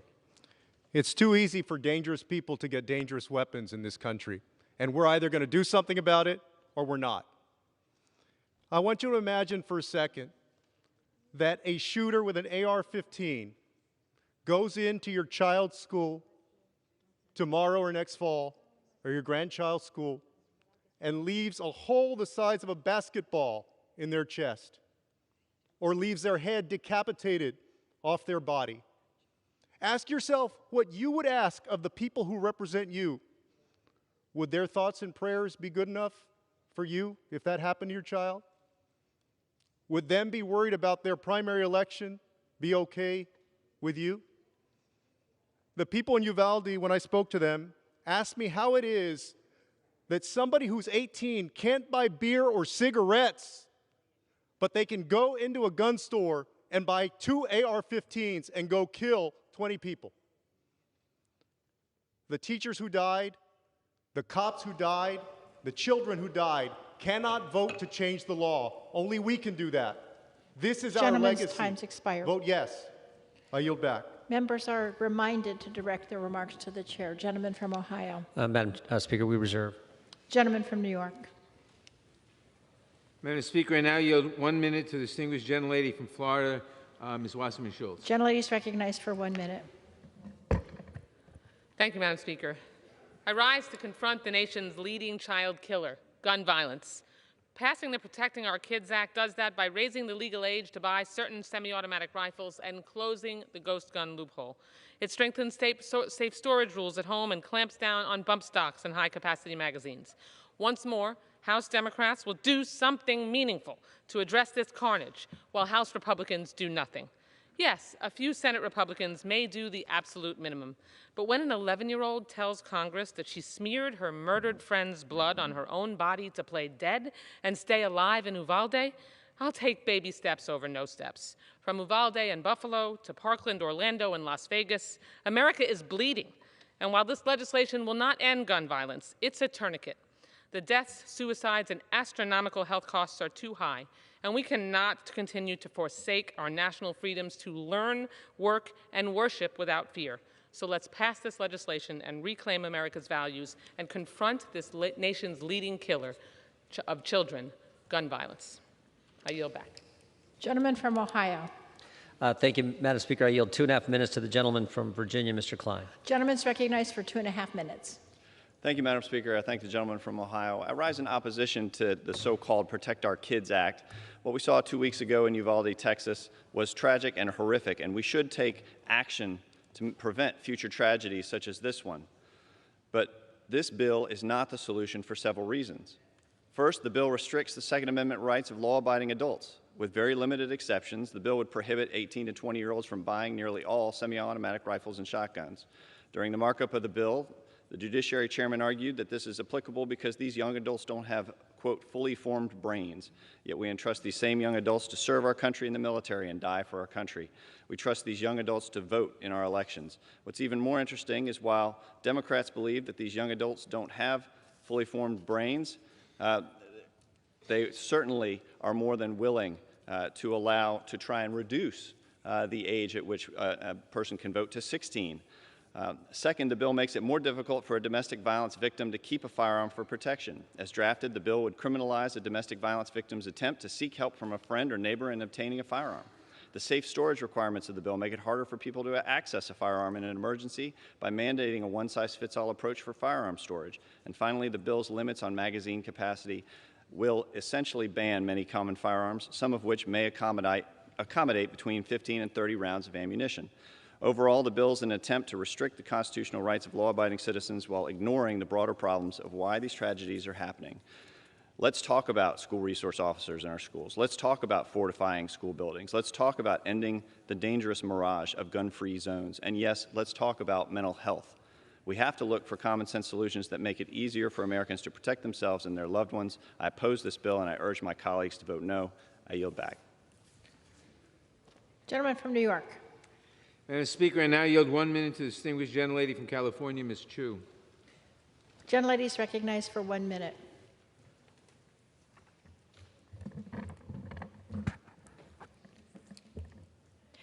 We cannot let America be like this. Children shouldn't be texting their family goodbye as they lay barricaded behind desks. Parents shouldn't dread having to drop a child off to school, wondering if this is a death sentence. And a grandmother shouldn't have to fear being murdered as she goes into a grocery store to get dinner. The U.S. is the only country in the world with more civilian-owned firearms than people, and it is costing us our loved ones' lives. Thoughts and prayers are not enough. They never were. We have to take action. This is what we were sent to Congress to do, to act. The bill before us today, H.R. 7910, the Protecting Our Kids Act, will save lives. We can no longer act like we are powerless to stop mass murders in our communities when it is clear there is so much we can do. Pass this bill. Enough is enough. Gentleman from Ohio. Thank you, Madam Speaker. I yield 2 minutes to the gentlelady from Georgia, Ms. Green. Gentlelady is recognized for 2 minutes. Thank you. In 1990, our schools became gun-free school zones. And on September 6, 1990, when I was 16 years old, my high school went on lockdown because one of the students at my school brought 3 guns to school in a duffel bag on the school bus, brought the guns into our school, and proceeded to take control of our high school. And he was the only person in the school that had guns. That's why that happened. There was no one to protect us that had a gun that day. The only person with guns was the very mentally ill, upset teenager who had brought guns to school that day to kill other students. I know that fear. As a matter of fact, I think I'm the only member of Congress that that's actually happened to. And I'm also a mom. I've dropped off my kids at school for years wondering, would this happen at my children's school? Would they face a terrible fate like the poor children in Uvalde? This should never happen to our children. And I can't help but to point out to all of us here, while we're debating how to protect our kids in school and what we're debating about our Second Amendment gun rights, I want to point out that we're all so privileged to be in this building being protected by armed guards with guns who are protecting our lives. And I find it shocking to me that this body of Congress won't do the same thing for children all over America in schools, because we know one thing works. We know that a gun is a tool, and it's a weapon that can be used to defend yourself or defend others, and we're all lucky enough to have that privilege. But our school children aren't. If we really want to be serious about protecting our kids here in America, we'll repeal the Gun-Free School Zones Act, and we will put into action real legislation that protects children everywhere, all over America in school, with good guys with guns, the same way we're being protected. I yield back. Gentleman from New York. Madam Speaker, I now yield 1.5 minutes to the distinguished member of the Judiciary Committee, the gentleman from Florida, Mr. Deutsch. Gentleman's recognized for 1.5 minutes. Thank you, Madam Speaker. I'm disappointed in the way that our colleagues are so cavalierly avoiding the facts. These common sense measures, when we passed them, had we passed them before, could have saved over 400 people killed in mass shootings since Columbine.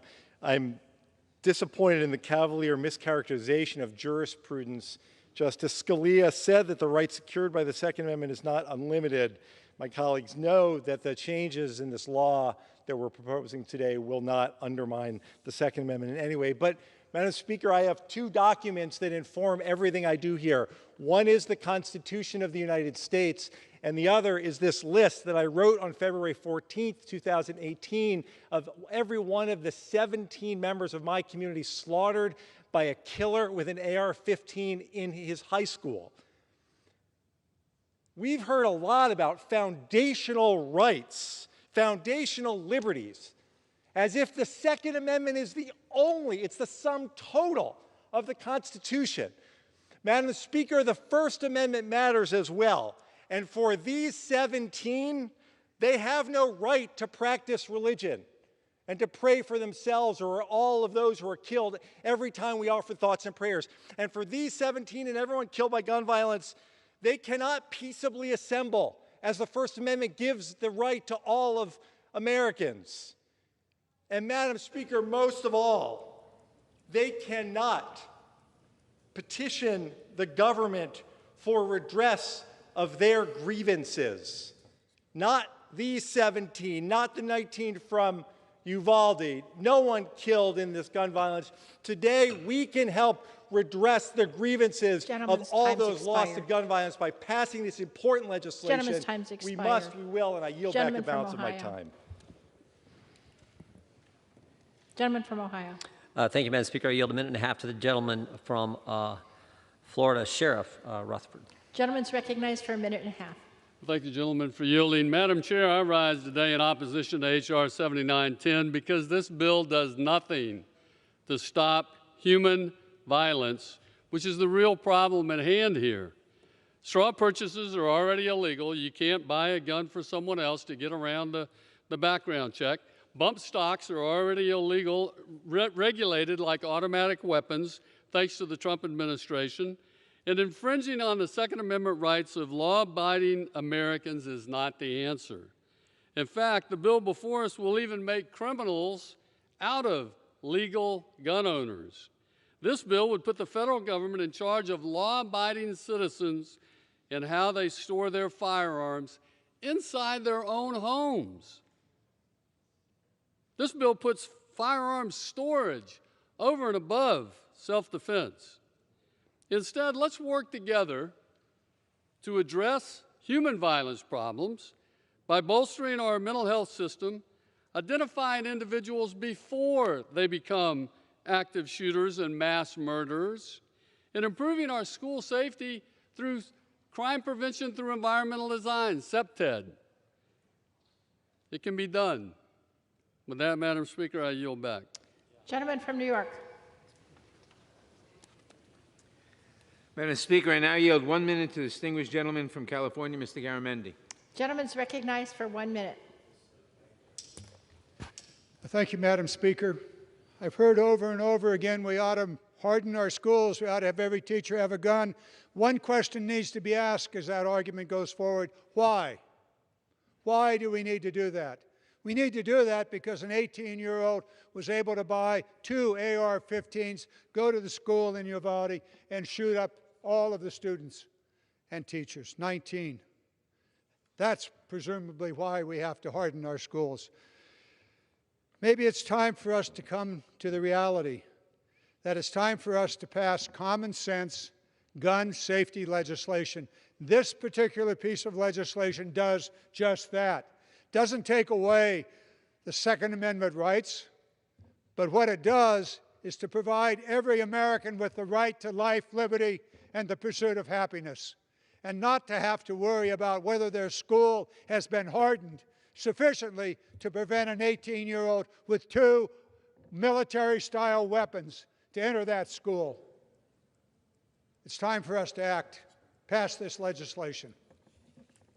Gentleman from Ohio. Madam Speaker, we reserve. Gentleman from New York.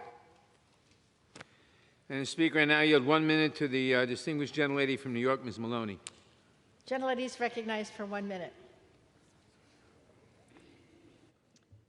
Madam Speaker, I rise in support of the Protecting Our Kids Act. Today, the victims' families and community members from the mass shootings in Buffalo and Uvalde appeared before the Oversight Committee demanding action. These communities have faced unspeakable tragedy. It is our duty as lawmakers to listen to them and work to build a world where they will never have to see these horrific events repeated.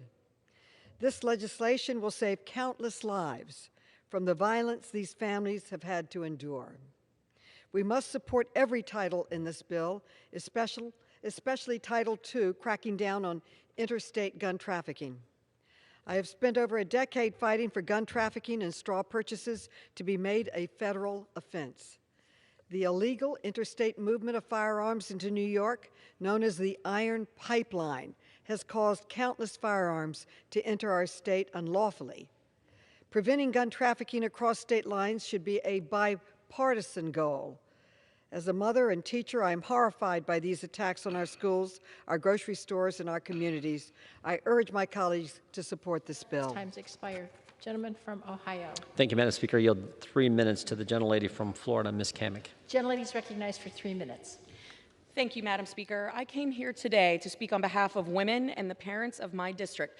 Heck, honestly, I came to speak on behalf of all Americans who want their kids to be safe and secure in their schools and for people to be safe in their communities. I came here today to say that we all want these things because our hearts collectively break when any life is lost. We mourn for those lives lost needlessly.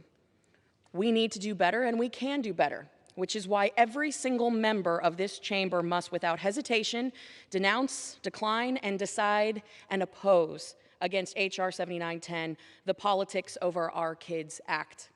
This is common sense. Taking legal firearms out of the hands of law-abiding citizens does nothing but empower criminals. It's already illegal to commit murder. Has that stopped murder? Has that stopped violence? No. Madam Speaker, you said in your opening remarks that, quote, protecting our kids, what could be more important than that? You said, quote, we are here for the children. You went on to say that, quote, everything we do is for the children, and that today's effort to strip our constitutional rights is, quote, a crusade for children. You must have forgotten the nearly 60 million children that have been murdered through some of the most horrific means during an abortion. All on your watch. You invoke JFK and say that our children are our best resource and our best hope for the future. Is that so? Why do you deny them their future by killing them in the womb? Sounds a bit hypocritical if you ask me. And you also made the statement that the leading cause of death for children is firearms. Then why does the data refute that? NBC News reported that motor vehicle deaths of kids from age 1 to 17 continues to be the #1 cause of death. Spare me, Madam Speaker, that you are here fighting for the children because your 3 decades in Congress reflect a record of anything but a fight for children. Certainly not the kids being trafficked at the border, not the kids being abused, not the kids fighting for their life in the womb, or the kids whose future is being stolen by abusive big government policies. If this were about protecting kids, then why does this bill do nothing to secure or harden our schools? Why was there no bipartisan efforts as part of this package? Why do these bills do nothing to address the mental health crisis that we are facing, driving the violence? It is the guns. It is not the guns. It is the people. People who are intent on committing acts of evil and violence will do so by any means necessary. That is a fact. But while you have conveniently forgotten so much, I certainly do not want to forget how many victims of domestic violence will be left without options to protect themselves if this garbage bill becomes law. Because it's the same party screaming to defund our police is the same party screaming about how you, a law-abiding citizen, should not be able to defend yourself. Finally, I would be remiss if I didn't mention that you have clearly all forgotten your oath. An oath that we took here on this chamber floor to uphold and defend the United States Constitution. The Second Amendment is a part of that. Madam Speaker, and to all my colleagues, the Constitution is not a la carte. You can either accept it all or none of it. But you cannot cherry pick it. And if you can't uphold your oath, then you should resign. With that, I yield back. And all members are reminded once again to address their remarks to the chair. Gentleman from New York. Madam Speaker, I now yield 1 minute to the distinguished gentlelady from New Jersey, Ms. Sherrill. Gentlelady is recognized for 1 minute. Thank you, Madam Speaker, for the opportunity to speak today. Like so many parents across the nation, when I sent my 4 kids off to school this past week, I worried that they wouldn't be coming home, like so many children across the country. So I got a bit hopeful when I hear that my colleagues are speaking for women across the country. And I expected to hear then that they were going to talk about passing universal background checks, because we know that 88% of the country wants to see universal background checks passed. I'm sorry, I must have missed that in their conversation. And then when I heard how devastated my colleagues are for the little children that have been dying like I am, I thought, well, great, maybe we will hear something about passing a law that restricts people 21 and under from purchasing guns, like Mitch McConnell has said he's willing to consider. I must have missed that too, because I have to tell you, we know these gun safety legislation pieces work, because in New Jersey we've passed most of them and we've made major progress. In fact, while the rest of the country has seen gun rate deaths increase by 33%, in New Jersey they fell by 10%.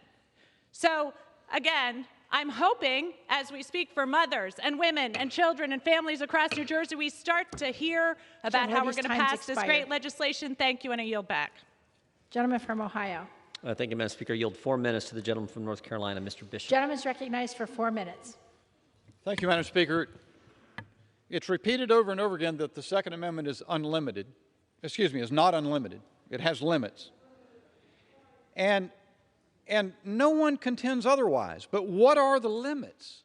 Wouldn't it be nice to hear that in the debate?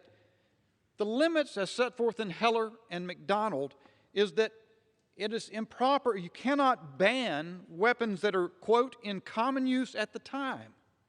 You cannot require that firearms in the home be, quote, rendered and kept inoperable. The Ninth and Fourth Circuits have said that, like other constitutional rights, all of them, the Second Amendment protections apply to 18 to 20-year-olds. The dissenting judge in that opinion in the Fourth Circuit acknowledged that there is, quote, persuasive evidence of that. This bill bans for 18 to 20-year-old adults guns that are in common use. It bans for everyone ammo magazines that are in pervasive use. It requires weapons be disabled in the home, and this one doesn't violate the Constitution, I admit, but it even criminalizes a neighbor who buys a gun for self-protection for a victim of domestic violence. And the Democrats say more is coming. They use the terminology weapon of war. They intend to ban this class of weapons entirely. So you've made it clear in the House Judiciary Committee. They made it clear. I will not. I'm sorry, ma'am. You've had a lot of time. You made it clear that you will proceed regardless of what the Second Amendment says. Mr. Jones made it clearer than anyone. If the filibuster obstructs us, we will abolish it. If the Supreme Court objects, we will expand it. Do something is the mantra. It's probably worth remembering that that's short for the commonly heard phrase, do something even if it's wrong. The last thing we need is something that's wrong. What is needed is an answer. You are not pursuing an answer because, frankly, you are not grappling with the problem. Could we begin with candor? Are these disasters enough to prompt candor? Can we have some truth? You've been doing gun control since 1968. Has it worked to your satisfaction? The lady from Pennsylvania said earlier, the general lady from Pennsylvania said the country is sick, but she's misdiagnosed the problem. They say it's the guns. But, Madam Speaker, guns have been prevalent in the United States of America since before our founding. We did not suffer the mass shootings. We did not suffer the chaos in the cities like she described. Why do we have this now? Chesterton, a British gentleman, came closest. He said the disintegration of rational society started in the drift from the hearth and the family. The solution must be a drift back. Everybody knows it's true. If there's a sickness in the country, it is the product of 60 years of disintegration of American culture by the liberal project. Assaults on the family, hostility to God, cheapening life, pervasive expansion of the welfare state, ridicule for individual and parental responsibility, Soros DAs ending punishment for crime, delegitimizing, defunding, and abolishing police. Behold your handiwork. Stripping Americans of constitutional rights won't cure what ails us. Not the Second Amendment, not the First Amendment to which you're hostile, not the Fourth Amendment, not the Fifth Amendment. Join us to solve the problems you've caused. We can find answers together. I yield back. Gentleman's time's expired, and the chair will once again admonish members to direct their remarks to the chair. Gentleman from New York. Madam Speaker, I now yield 1 minute to the distinguished gentleman from New York, Mr. Espaillat. Gentleman's recognized for 1 minute. Thank you, Madam Speaker. I rise in strong support of Protecting Our Kids Act. This overdue legislation will tighten gun regulations. Unfortunately, in the world's wealthiest country, we have the 32nd highest rate of death from gun violence across the planet.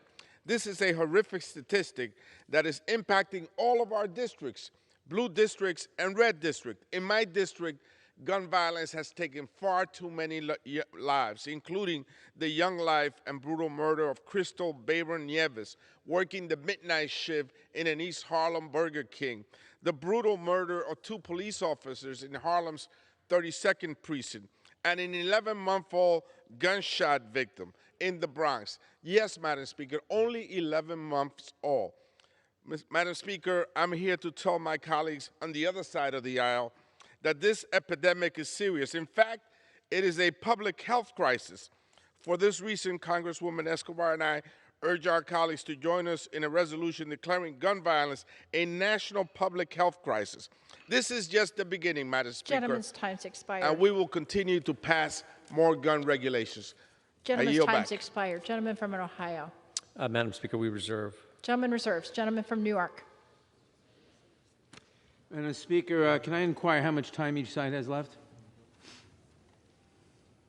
Gentleman from New York has 13 1/4. Gentleman from Ohio has 10 minutes.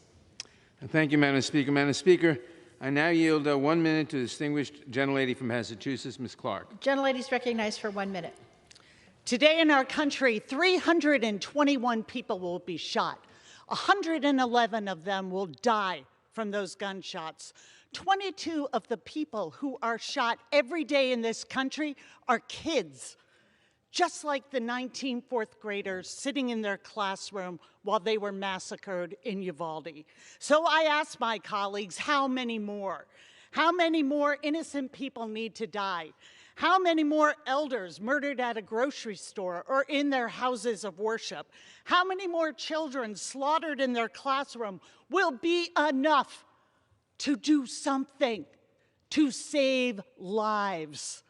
We're considering the most basic measures to keep people safe from gun violence, to keep families from having to ID their children by DNA after their bodies were destroyed by a weapon of war, raising the age to 21 to buy assault rifles, safe gun storage, cracking down on gun trafficking. These are obvious solutions. Vote yes to protect families. Vote yes to save our children. Gentleman from Ohio. We reserve. Gentleman from New York. Madam Speaker, I now yield 1 minute to the distinguished gentleman from Oregon, Mr. Blumenauer. Gentleman's recognized for 1 minute. It's been heart-wrenching hearing the stories on the floor today. America's not unique with gun violence. What is unique is that America has accepted the slaughter. Unlike Britain, Canada, Australia, New Zealand, Norway, after horrific events, they acted decisively to reduce gun violence, and it worked. We've stood by while the carnage continues, to our shame. America should not be the only rich country that cannot protect our children. After events in Oregon, I met with victims of gun violence, and they developed a package that looks a lot like what we're voting on today. It's no longer acceptable for gun violence enablers to hide behind thoughts and prayers. If other countries can protect their families, so can we. Pass this package. Gentleman from Ohio. Madam Speaker, we reserve. Gentleman from New York. Madam Speaker, I now yield 1 minute to the distinguished gentleman from Nevada, Mr. Horsford. Gentleman's recognized for 1 minute. Madam Speaker, later this month, 30 years to the day, my father was shot and killed by senseless gun violence. And so I rise today with a heavy heart for those who have been murdered by gun violence and the survivors who now must live with the trauma every single day. A heavy heart for the 58 victims and survivors from my hometown of Las Vegas that experienced the worst mass shooting in U.S. history. A heavy heart for the parents and families of Uvalde, whose children were murdered while at school. A heavy heart for the Black Americans that were murdered at a grocery store in Buffalo. A heavy heart for the doctors and nurses that were killed at a hospital in Tulsa. I have a heavy heart, but I also have courage to protect our children, and I will continue to work to break the cycle of violence. The question is, do my colleagues have the courage to protect our kids? Vote yes on this legislation. Gentleman from Ohio. Thank you, Madam Speaker. I yield 3.5 minutes to the gentleman from Florida, Mr. Stubbe. Gentleman's recognized for 3.5 minutes. Thank you, Madam Speaker. Guns are not the cause of evil. Just like the vehicle used by the domestic terrorist in Waukesha, Wisconsin to mow down innocent people in a parade, killing 6, the vehicle used was not the cause of that evil. The person driving it was. Why are not the victims of that heinous act pictures being shown by the Democrats on the floor today, like those victims in Uvalde? Where was the left's cry to ban vehicles that killed those innocent lives in Waukesha? There are no cries to ban cars because that's not on the left's agenda. Banning guns is, and Democrats use these heinous crimes to further the long-sought-after political objective of disarming America. And many Democrats in this chamber have called for outright bans on certain firearms.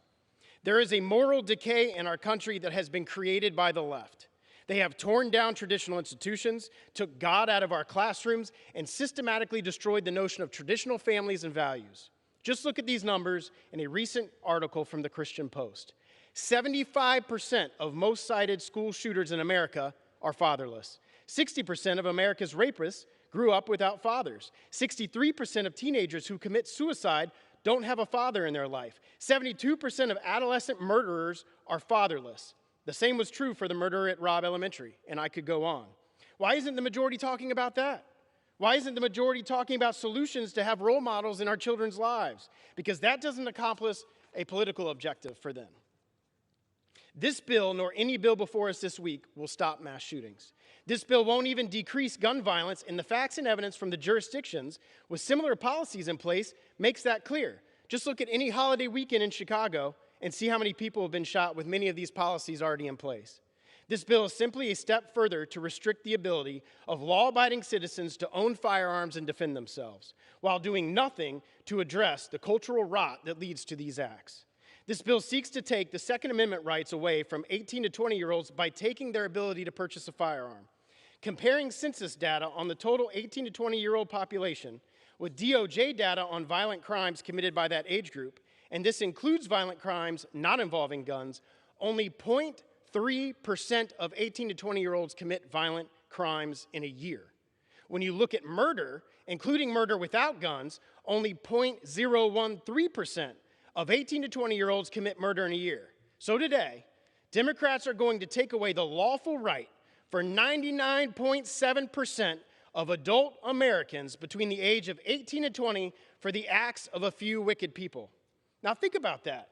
So the daughter off to college, living by herself, can't buy a shotgun to keep in her home to protect herself against a rapist. All because 0.3% of that age group has committed a violent crime. The magazine limits in this bill are even more egregious because it affects all Americans in all firearms, not just rifles, and will effectively serve as a ban on most commonly used handguns. And as I demonstrated in the Judiciary Committee last week, numerous firearms that millions of Americans use every single day to protect themselves and their families could be rendered useless by a 15-round magazine limit, and those 15-round magazine limits who have absolutely no effect on solving mass shootings. I will not yield. I urge my colleagues to stand for freedom, to stand for the Constitution, and to stand for the right of law-abiding citizens to defend themselves. And I yield back. Gentleman from New York. Madam Speaker, I ask unanimous consent to insert into the record a June 4, 2022 New York Times article entitled "The Mass Shootings Where Stricter Gun Laws Might Have Made a Difference." Without objection. Madam Speaker, I now yield 1 minute to the distinguished gentlelady from California, Ms. Lee. Gentlelady is recognized for 1 minute. Thank you, Madam Speaker. I rise in strong support of H.R. 7910, the Protecting Our Kids Act. Thank you, Chairman Nadler, for bringing these bills to the floor. Gun violence is responsible for more than 32,000 deaths each year. This is a heartbreaking moment for so many of us. This is a public health crisis in our country. It's an epidemic.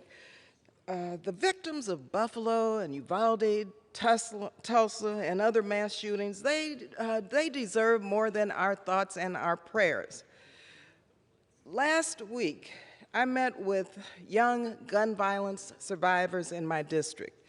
They spoke powerfully about the cycle of violence and easy access to guns, especially ghost guns. And they talked about the trauma endured by themselves, their families, and their communities. And this is nothing new. This has been going on for so many years. And they're asking us to take action to save lives. This bill responds to their call by raising the age for purchase of certain firearms. His time's expired. May I have another 30 seconds? Mr. Chairman. I'll grant the gentlelady an extra 15 seconds. Thank you, Mr. Chairman. All I want to say is all of our children who have died due to gun violence, they had a right to live and they had a right to life. And so I urge all of my colleagues to vote yes and to take action so that we can save countless lives. Let's protect our kids. Thank you again, Chairman Nadler. Gentleman from Ohio. Madam Speaker, we reserve. Gentleman from New York. Madam Speaker, I now yield 1 minute to the distinguished gentleman from Texas, Mr. Allred. Gentleman's recognized for 1 minute.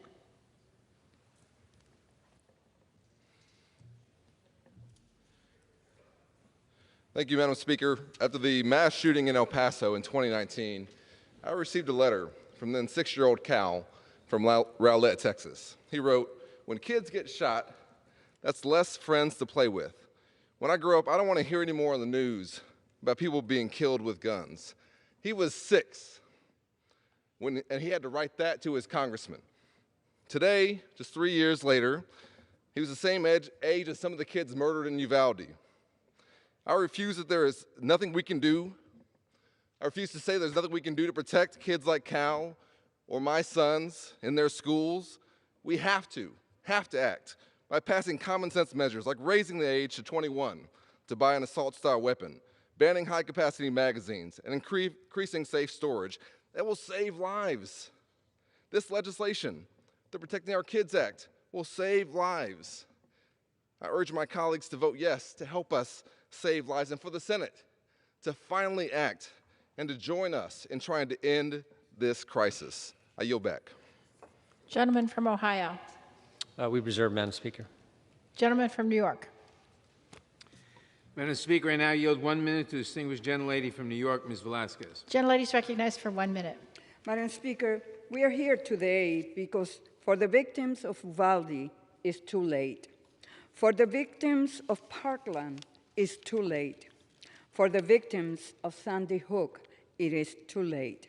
For the victims of Columbine, it's too late. Constituents from my district are still reeling from recent gun violence incidents. We all saw the images of people running desperately away from the shooter at the subway station in Sunset Park. I am tired of watching again and again my constituents suffer from horrific acts of gun violence. This legislation is a necessary step to prevent gun violence from happening in our schools, places of worship, grocery store, malls, public transportation. Moreover, it imposes stronger regulations on those that can buy these weapons of war. Congress cannot be too late anymore. Enough is enough. Gentleman from Ohio. Madam Speaker, we reserve. Gentleman from New York. Madam Speaker, I now yield 1 minute to the distinguished gentlelady from Washington, Ms. Del Bene. Gentlelady is recognized for 1 minute. Thank you, Madam Speaker. I rise today in support of the Protecting Our Kids Act. I'm a parent of 2 great kids, and when they were young, my husband and I would drop them off at school, and we were confident that they were in a safe space. But for so many parents, that's no longer the case.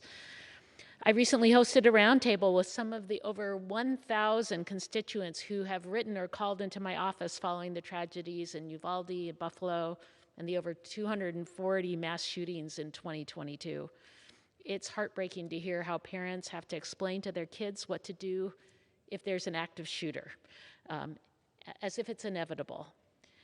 We know what we can do to help prevent future tragedies like Uvalde. We can pass common sense gun safety policies like this legislation. Enough is enough. We have to end the senseless deaths of our children and our neighbors. Vote yes. I yield back. Gentleman from Ohio. Thank you, Madam Speaker. I yield 3 minutes to the gentleman from Kentucky, Mr. Massey. Gentleman's recognized for 3 minutes. I thank the gentleman from Ohio. You know, the Democrats today say they don't want to take your guns away. Well, then why does the legislation do just that? What they should say today is we don't want to take all of the guns away from all of the people just yet because we know we can't get away with that. The reality is the anti-Second Amendment lobby has vastly outspent all of the pro-Second Amendment groups put together in the last several elections. Who is in the pocket of who? So, the red flag laws, these take all of the guns from some of the people, and the bill that will pass tonight, if the Democrats are fortunate enough to do so, will take some of the guns from all of the people. Now, why are gun owners concerned? Why are the gun owners who don't own so-called high-capacity magazines, for instance, concerned? Why are the gun owners who don't own, for instance, AR-15 style rifles concerned about this legislation? Because they know the legislation won't work, and the response to this unserious, unconstitutional legislation that will allow the school shootings to continue will be more gun control from the Democrats. Let me give you an example. They have a high-capacity magazine ban in here that bans any magazine that can accept over 15 rounds. Well, guess what? At Virginia Tech, the shooter carried 17 magazines, none of which held more than 15 rounds, most of which held 10 rounds. The shooter at Columbine carried 13 magazines, each of which held 10 rounds. This legislation would have done absolutely nothing. It's not about how many rounds does the magazine hold. It's about the evil intent of the shooter, and is there somebody there with the capacity to stop that shooter before they can get going? Why is this legislation dead on arrival in the Senate? Why is it dead on arrival in the Supreme Court? One of my colleagues has already acknowledged they know this is unconstitutional, and they'll pack the court if they have to. They said it in Judiciary Committee to keep this legislation alive after it should long since die. But why is it dead? Because Americans don't support it. You've quoted statistics.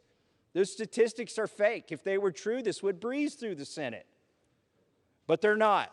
And so I urge my colleagues to respect the Constitution, respect the will of the American people, to respect the safety of American citizens, and most of all, the safety of children. Let's do something to protect them instead of these fake virtue signals that will do nothing but to curtail the Second Amendment rights of Americans. And with that, I yield back to the chairman.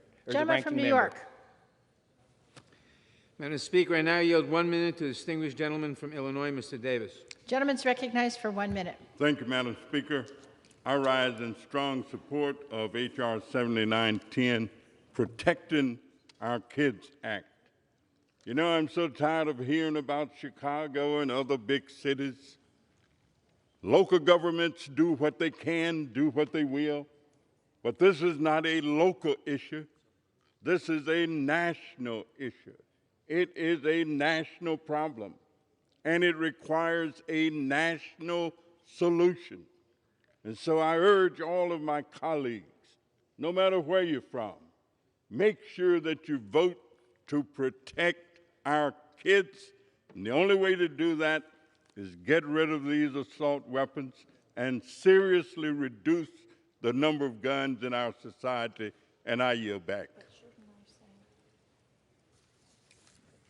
Gentleman from Ohio. Madam Speaker, we reserve. Gentleman from New York. Madam Speaker, I now yield 1 minute to the distinguished gentlelady from Michigan, Ms. Dingell. Gentlelady is recognized for 1 minute. Thank you, Madam Speaker. As a child, I lived with a man, my father, who should not have had access to a gun. When his temper flared, we would hide in the closet, my brothers and sisters, praying we would see the morning. My baby sister never recovered from those fears and ultimately died by suicide, haunted by the memories. Too many children are living with those fears today, in classrooms and in their homes.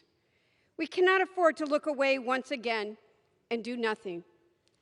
28 years ago, when the assault weapons ban was debated, my husband, then an NRA board member, and who, by the way, slept with the gun under his pillow until the day he died, made one of the toughest votes of his career. He supported the bill, though he didn't agree with everything in it. We all have a job to do for our country. I don't want to take the guns away from any responsible gun owner, but the clock is ticking. Who will be the next mass shooting? Who's the next target? What do we want our American story to be? We need to act now. Gentleman from Ohio. Madam Speaker, we reserve. Gentleman from New York. Madam Speaker, I now yield 1 minute to the distinguished gentlelady from Nevada, Ms. Titus.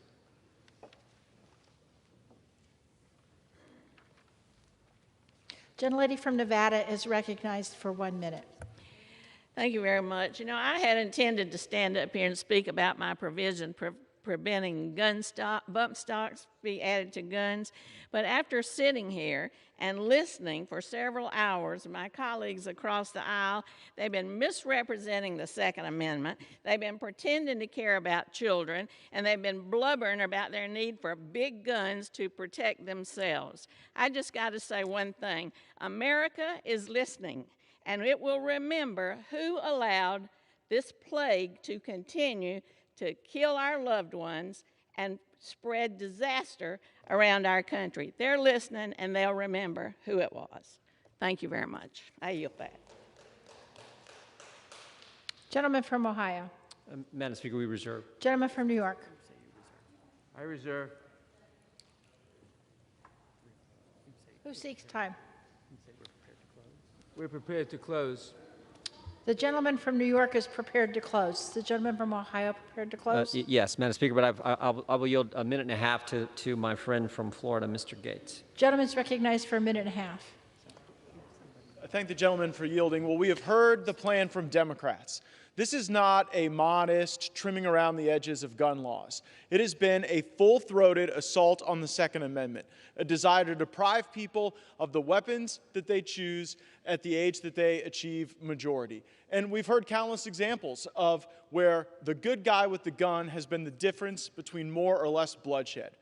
But this is particularly an aggrieved time to bring this legislation forward because we heard the Speaker of the House recently say that members of the Republican Party were members of a cult.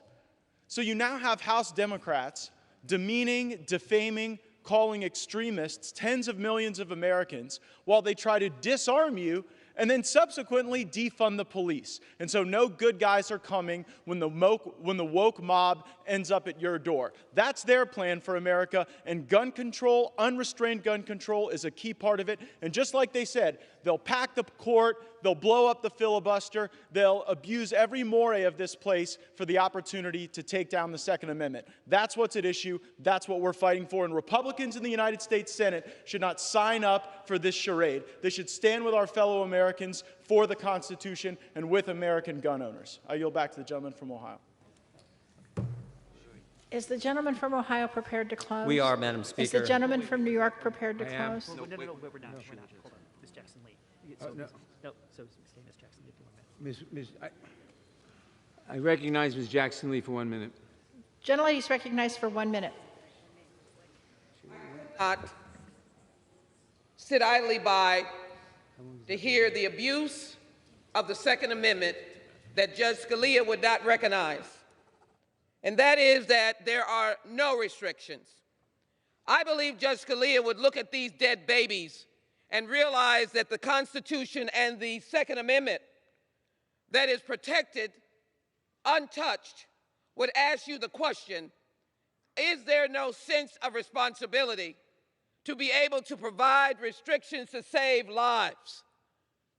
How dare you suggest that we cannot provide the kind of laws in Protecting Our Kids Act that provides the incentives and guidelines to save lives? Ask the mothers and fathers of these babies.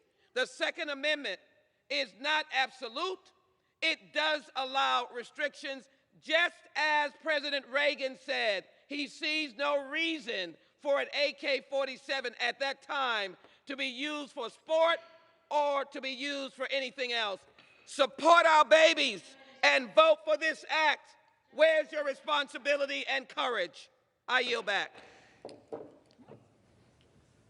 Is the gentleman from Ohio prepared to close? Is the gentleman from New York prepared to close? Gentleman from Ohio is recognized. Thank you, Madam Speaker. Representative Massey was right on target when he said red flag laws take all guns from some people and they do so without due process. This bill takes some guns from all people, but Democrats say, don't worry, we're not out to get the Second Amendment. Really? Here's what Representative Cicilline said in committee last week. Spare me the BS about constitutional rights. Here's what Representative Jones said last week in committee. If the filibuster obstructs us, we will abolish it. If the Supreme Court objects, we will expand it. We will not rest until we have taken weapons out of circulation in our communities. Each and every day we will do whatever it takes, whatever it takes. They are out to get the Second Amendment.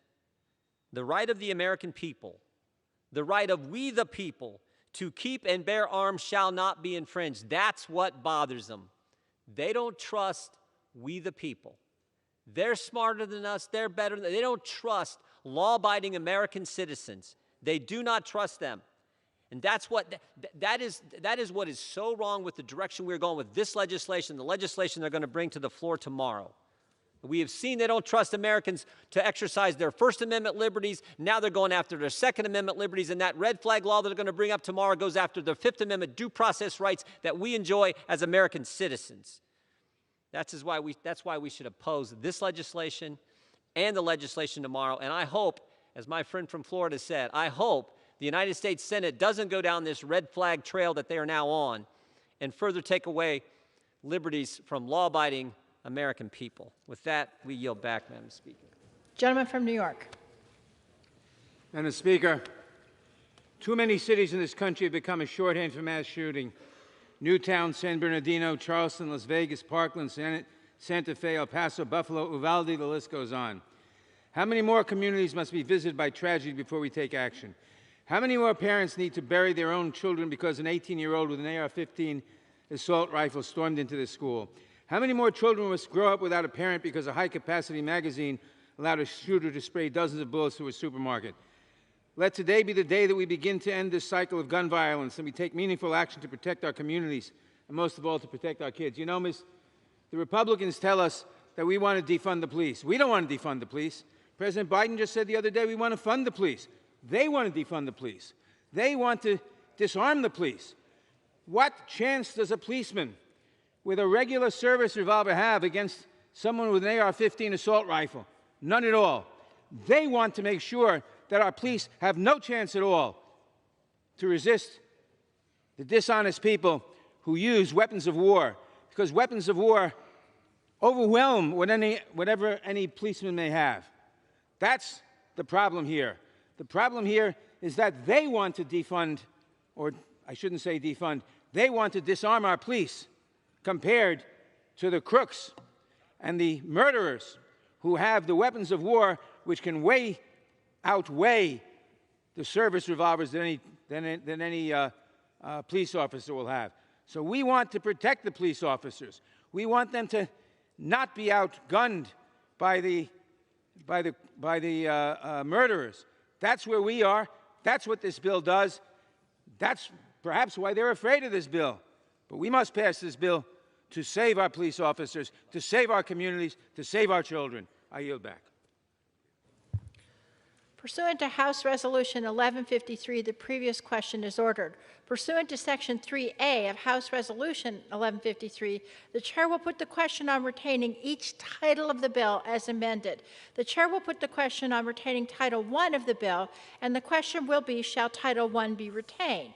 Pursuant to Clause 9 of Rule 20, this 15-minute vote on retaining Title I of H.R. 7910 will be followed by 5-minute votes on retaining Title II, retaining Title III, retaining Title IV, retaining Title V, retaining Title VI, retaining Title VII, the motion to recommit if offered, passage of the bill if ordered, and motions to suspend the rules and pass H.R. 7352, H.R. 7334, H.R. 5879, H.R. 7622, H.R. 7664, H.R. 7670, H.R. 7694, H.R. 7776, and H.R. 7667.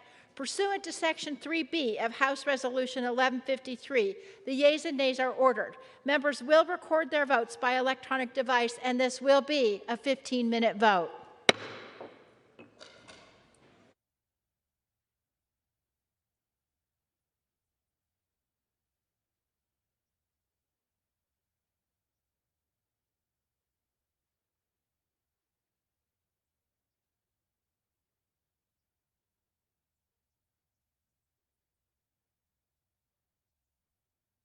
This is the gentleman from New York rise. As a member designated by Chairwoman Eddie Benice Johnson and Representative Bobby Rush, I inform the House that these members will vote yea on retaining Title I. For what purpose is the gentleman from Virginia rise? Madam Speaker, as member designated by Mr. McKeechan of Virginia, Mr. Swazi, Ms. Moore, Mr. Evans, Mr. Sherman, Ms. Barragan, Mr. Lowenthal, and Mr. Ryan, I inform the House that these 8 members will vote yes on retaining Title I. For what purpose is the gentleman from Texas rise? No.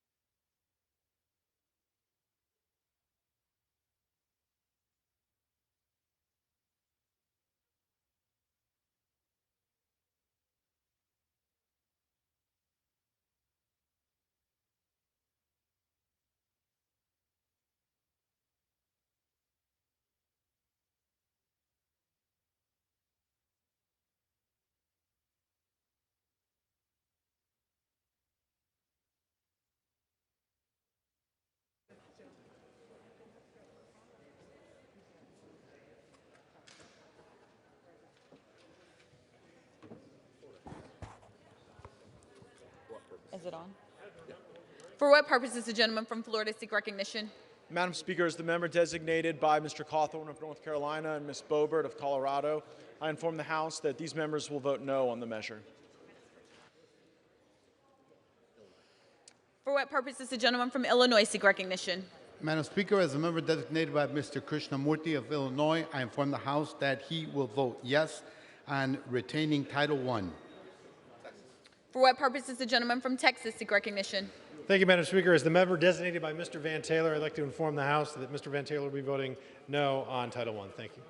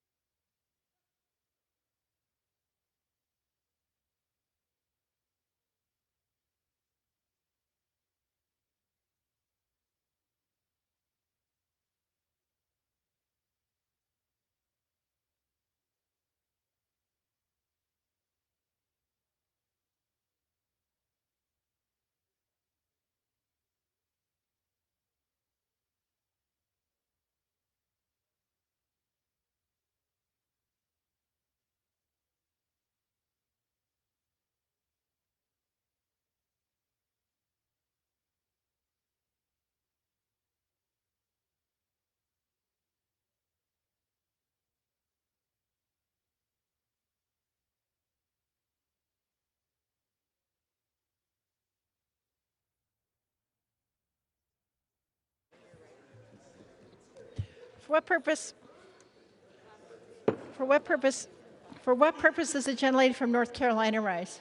As the member designated by Mr. Price, I inform the House that Mr. Price will vote yea on retaining Title I.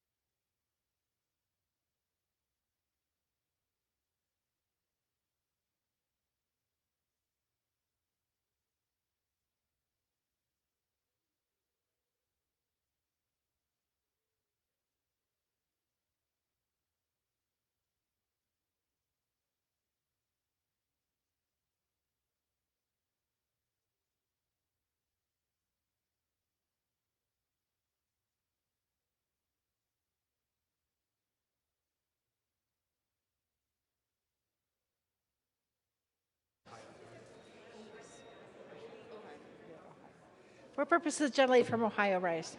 As the member designated for Ms. Chantel Brown of Ohio, I inform the House that she will vote aye on retaining Title I. As the member designated for Ms. Terry Sewell of Alabama, I inform the House that she will vote yea on the retaining Title I.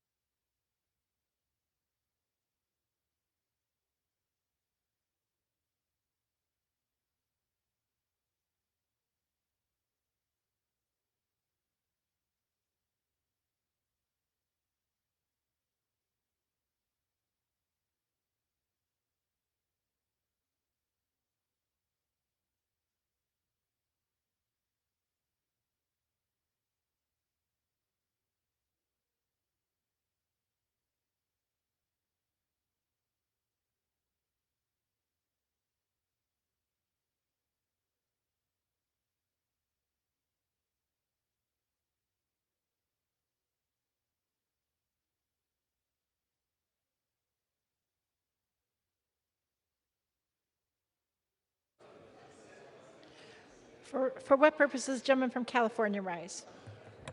Madam Speaker, as the member designated by Representatives Juan Vargas and Marilyn Strickland, I inform the House that these members will vote yes on retaining Title I.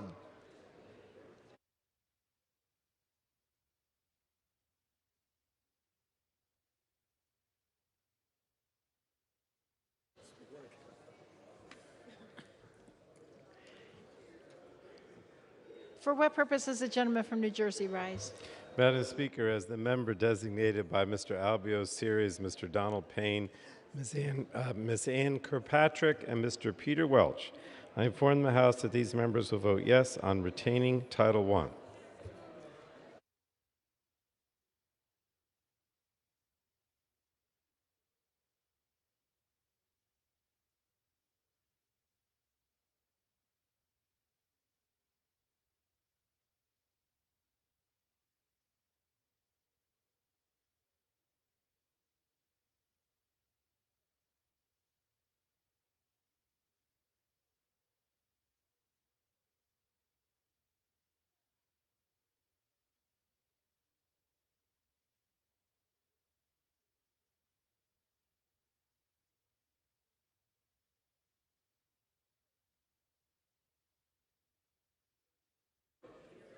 For what purposes, the gentleman from California rise?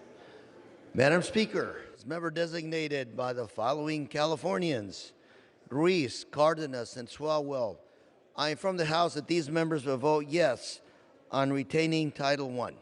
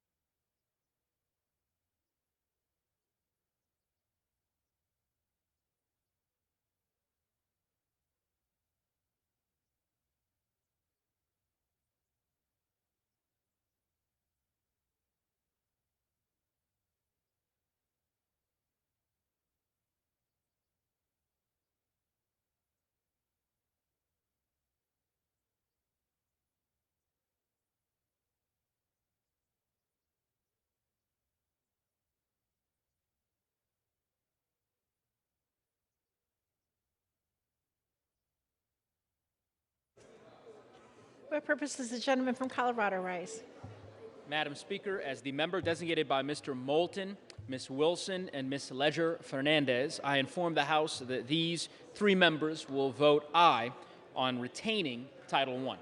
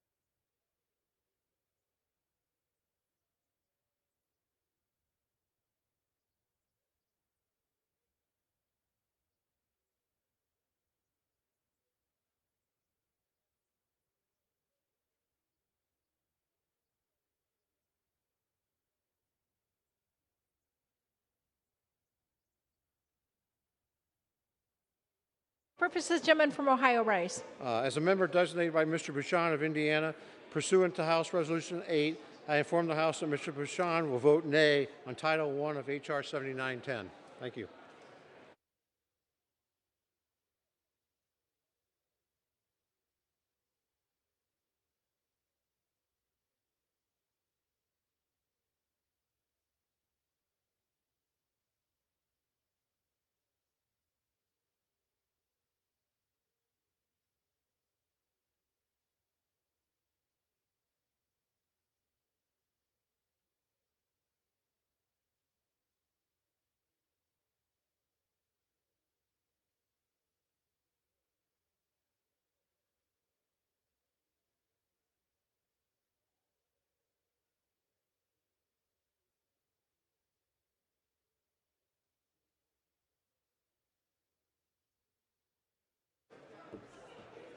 For what purposes, the gentleman from Tennessee Rise.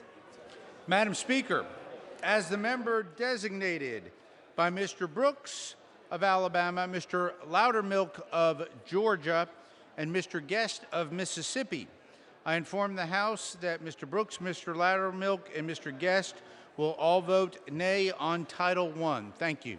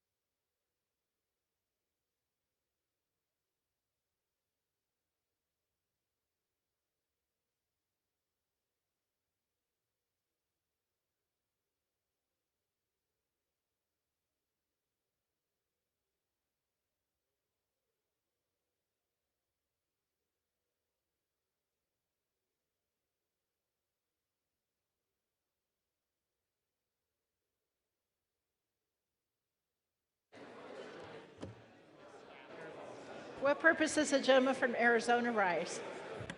Madam Speaker, as a member designated by Chairman DeFazio, I inform the House that Chairman DeFazio will vote yes on retaining Title I. For what purposes, the gentleman from Pennsylvania Rise. Madam Speaker, as the member designated by Mr. Thompson of Pennsylvania, I inform the House that Mr. Thompson will vote no on Title I.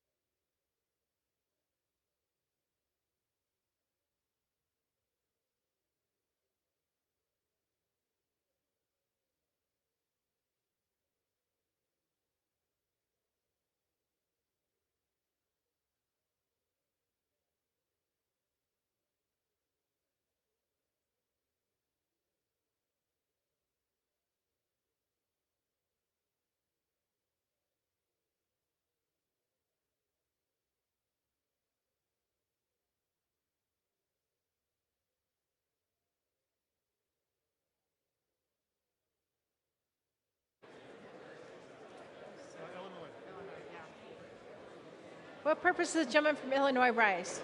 Madam Speaker, as the member designated by Mr. Johnson of South Dakota, I inform the House that Mr. Johnson will vote no on Title I. Thank you.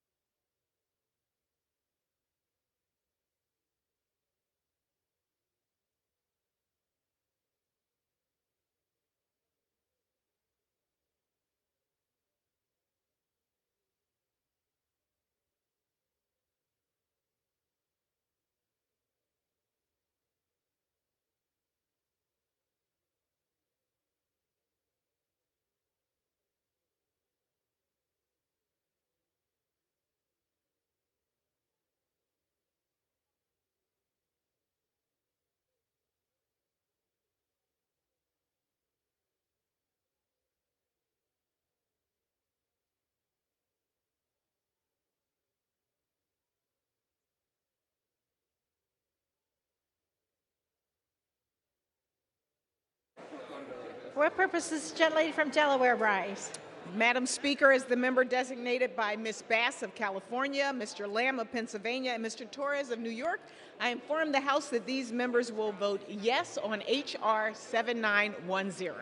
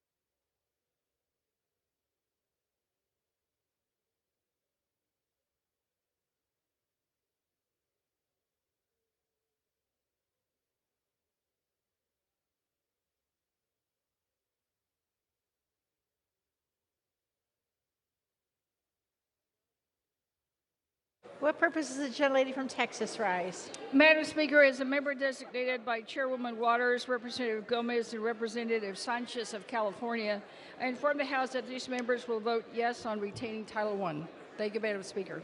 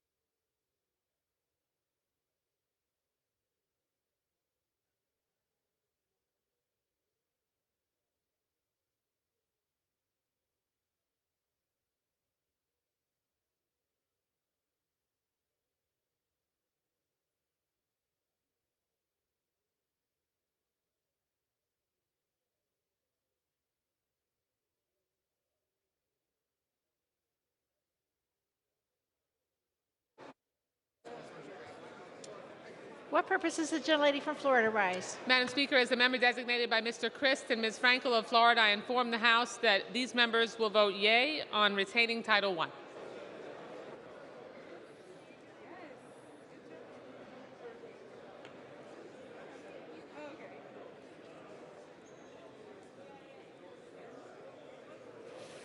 For what purpose does the gentleman from Indiana rise?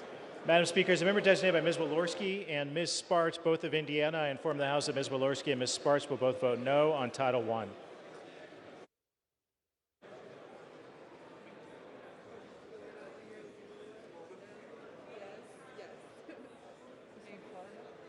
What purpose does the gentleman from Florida rise? Madam Speaker, as a member designated by Ms. Mace of South Carolina, I inform the House that Ms. Mace will vote no on Title I.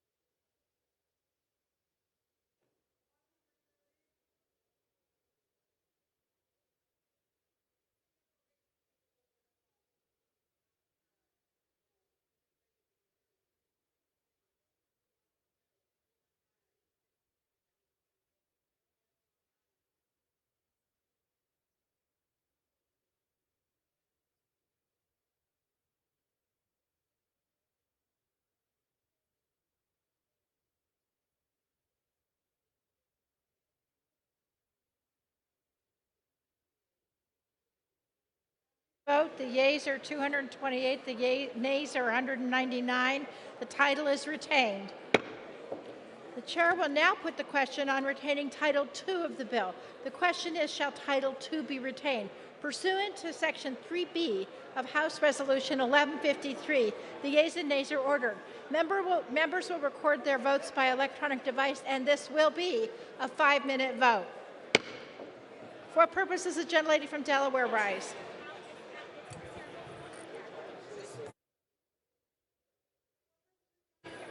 You rise. Madam Speaker, as the member designated by Mr. Thompson of Pennsylvania, I inform the House that Mr. Thompson will vote no on Title II. For what purposes, the gentlelady from Delaware rise? Madam Speaker, as the member designated by Mr. Lamb of Pennsylvania, Mr. Torres of New York, and Ms. Bass of California, I inform the House that these members will vote yes on retaining Title II. For what purposes, the gentleman from Ohio rise? As a member designated by Mr. Bashan of Indiana, I inform the House that Mr. Bashan will vote nay on Title II of H.R. 7910. For what purposes, the gentlelady from Texas rise? Madam Speaker, as a member designated by Representative Waters, Gomez, and Sanchez of California, I inform the House that these members will vote yes on retaining Title II. Thank you, Madam Speaker. The gentleman from Florida rise? Madam Speaker, as the member designated by Ms. Boebert of Colorado and Mr. Cawthorn of North Carolina, I inform the House that these members will vote no on the measure. For what purposes, the gentleman from New York rise? As a member designated by Chairwoman Eddie Bernice Johnson and Representative Rush, I inform the House these members will vote yea on retaining Title II. For what purposes, the gentleman from Tennessee rise? Madam Speaker, as the member designated by Mr. Brooks of Alabama, Mr. Guest of Mississippi, and Mr. Loudermilk of Georgia, I inform the House that Mr. Brooks, Mr. Guest, and Mr. Loudermilk will all vote nay on Title II. Thank you. For what purposes, the gentleman from Virginia rise? Madam Speaker, as a member designated by Mr. Swazi, Mr. Ryan, Dr. Lowenthal, Ms. Barragan, Mr. Sherman, Mr. Evans, Ms. Moore, and Mr. McKeechan, I inform the House that these 8 members will vote yes on retaining Title II. What purposes, the gentleman from Texas rise? Thank you, Madam Speaker. As the member designated by Mr. Van Taylor, I'd like to inform the House that Mr. Van Taylor will be voting nay on Title II. Thank you. For what purposes, the gentleman from Colorado rise? Madam Speaker, as the member designated by Mr. Moulton, Ms. Leger Fernandez, and Ms. Wilson, I inform the House that these members will vote yea on retaining Title II.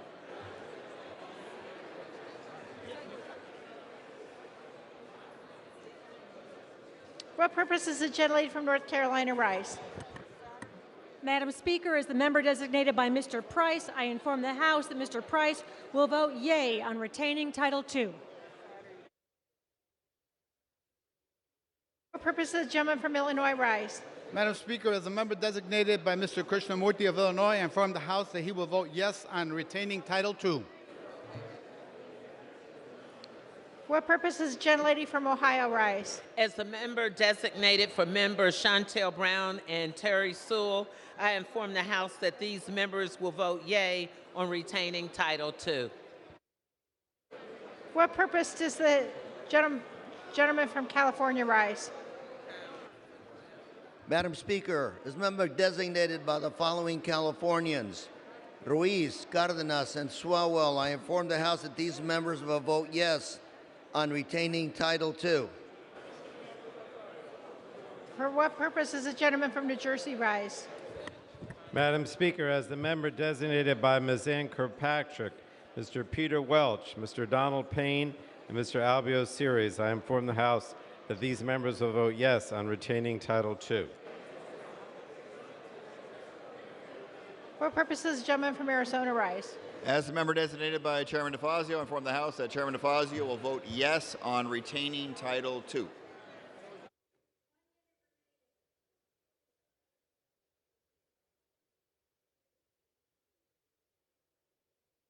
Purpose does the gentlelady from Florida rise? Madam Speaker, as the member designated by Mr. Christ and Ms. Frankel of Florida, I inform the House that both members will vote yea on Title II, retaining Title II.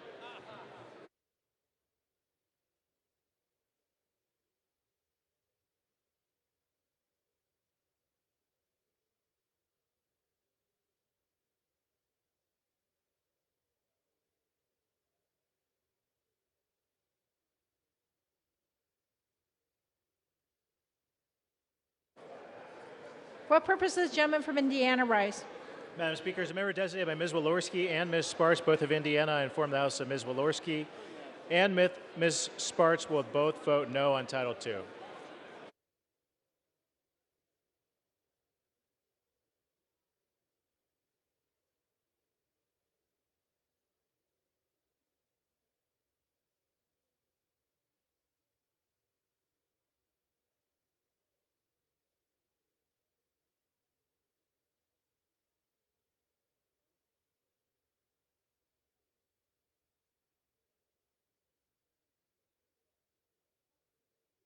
But for what purpose does the gentleman from California rise? Madam Speaker, as the member designated by Representatives Juan Vargas and Marilyn Strickland, I inform the House that these members will vote yes on retaining Title II. What purpose does the gentleman from Illinois rise? Madam Speaker, as the member designated by Mr. Johnson of South Dakota, I inform the House that Mr. Johnson will vote no on Title II. Thank you.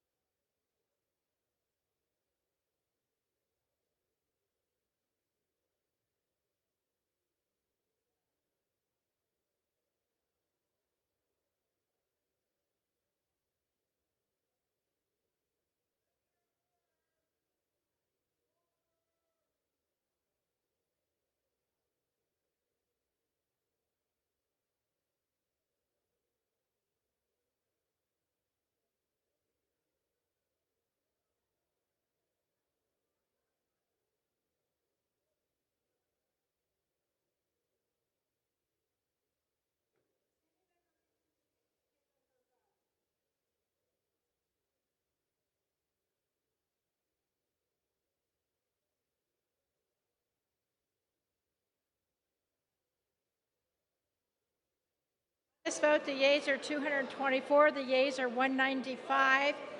The title is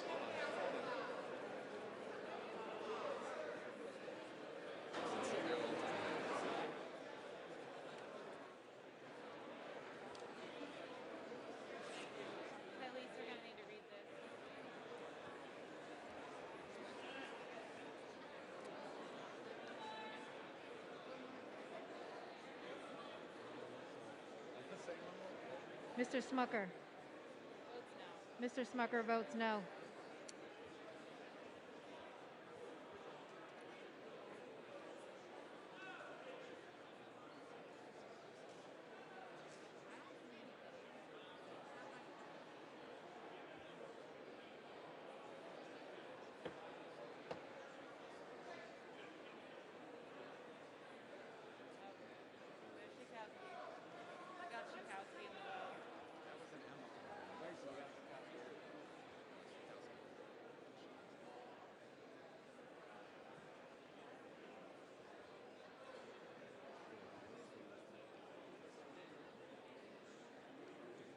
Ms. Schakowsky.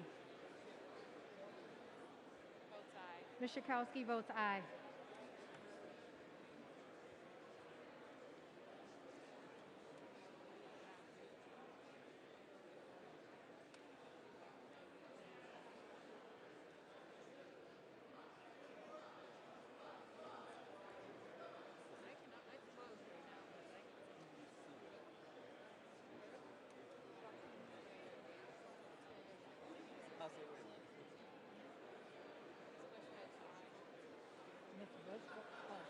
Ms. Bush votes aye. Mr. Lamborn. Mr. Lamborn votes no.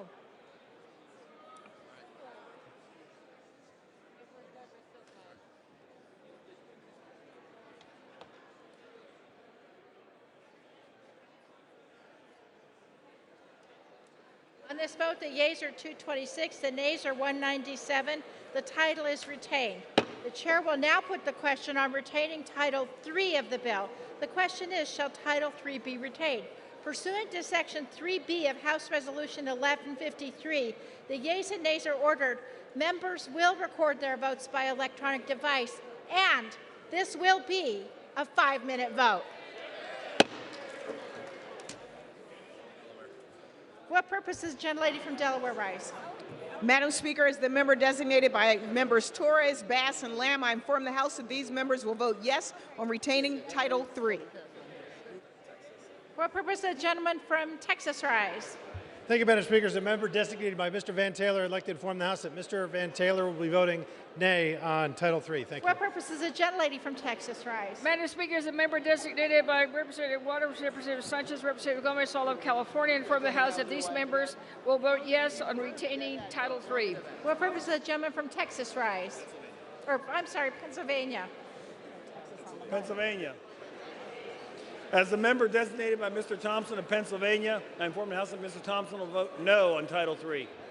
For what purpose does the gentleman from Virginia rise? Madam Speaker, as the member designated by Mr. McEachin, Mr. Ryan, Dr. Lowenthal, Ms. Barragan, Mr. Sherman, Mr. Evans, Ms. Moore, and Mr. Swazi, I inform the House that these 8 members will vote yes on retaining Title III. For what purpose does the gentleman from Ohio rise? As a member designated by Mr. Bashan of Indiana, I inform the House that Mr. Bashan will vote no on Title III of 7910. For what purpose does the gentleman from New York rise? As a member designated by Chairwoman Eddie Bernice Johnson and Representative Bobby Rush, I inform the House these members will vote yea on retaining Title III. For what purpose does the gentleman from Tennessee rise?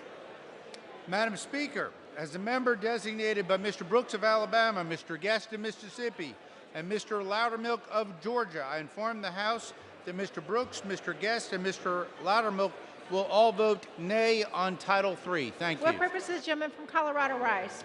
Madam Speaker, as the member designated by Ms. Wilson, Ms. Ledger-Fernandez, and Mr. Moulton, I inform the House that these 3 members will vote yea on retaining Title III. For what purpose does the gentleman from Florida rise? Madam Speaker, as the member designated by Ms. Boebert of Colorado, I inform the House that Ms. Boebert will vote no on the measure. For what purpose does the gentlelady from North Carolina rise? Madam Speaker, as the member designated by Mr. Price, I inform the House that Mr. Price will vote yea on retaining Title III. For what purpose does the gentleman from California rise? Madam Speaker, as member designated by the following Californias, Ruiz, Cardenas, and Swalwell, I inform the House that these members will vote yes on retaining Title III. What purpose does the gentleman from Illinois rise? Madam Speaker, as a member designated by Mr. Krishnamurti of Illinois, I inform the House that he will vote yes on retaining Title III. What purpose does the gentleman from Arizona rise? Gentleman from Arizona. As a member designated by Chairman DeFazio, I inform the House that Chairman DeFazio will vote yes on retaining Title III.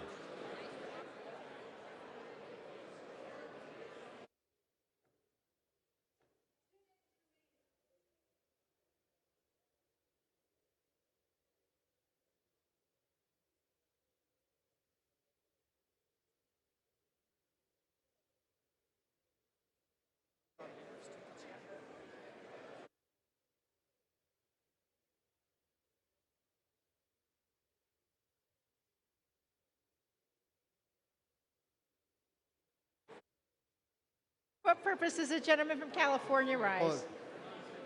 Madam Speaker, as the member designated by Representatives Marilyn Strickland and Juan Vargas, I inform the House that these members will vote yes on retaining Title III.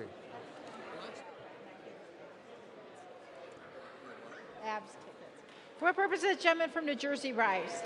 Madam Speaker, as the member designated by Mr. Albio Series, Mr. Donald Payne, Ms. Ann Kirkpatrick, and Mr. Peter Welch, I inform the House that these members will vote yes on retaining Title III.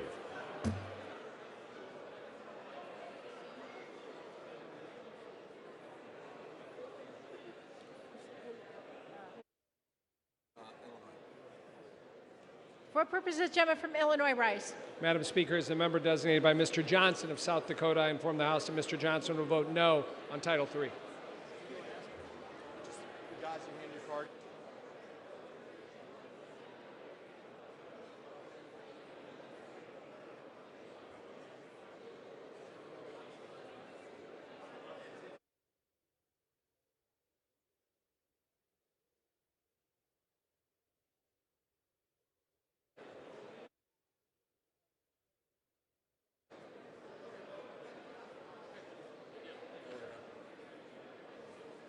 For what purpose does the gentlelady from Florida rise? Madam Speaker, as the member designated by Mr. Christ and Ms. Frankel of Florida, I inform the House that these members will vote yea on retaining Title III.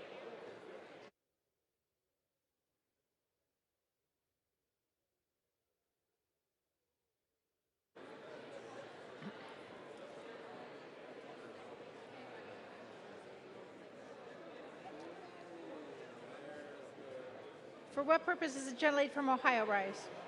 As the member designated by Chantel Brown and Terry Sewell, I inform the House that these members will vote yea on retaining Title III.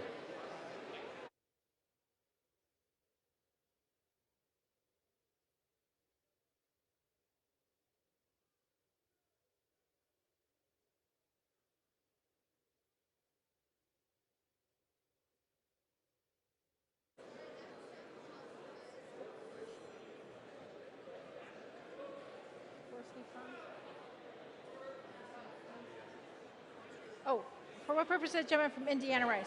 As a member designated by Ms. Walorski from Indiana and Ms. Sparts from Indiana, I inform the House that Ms. Walorski and Ms. Sparts will both vote nay on Title III.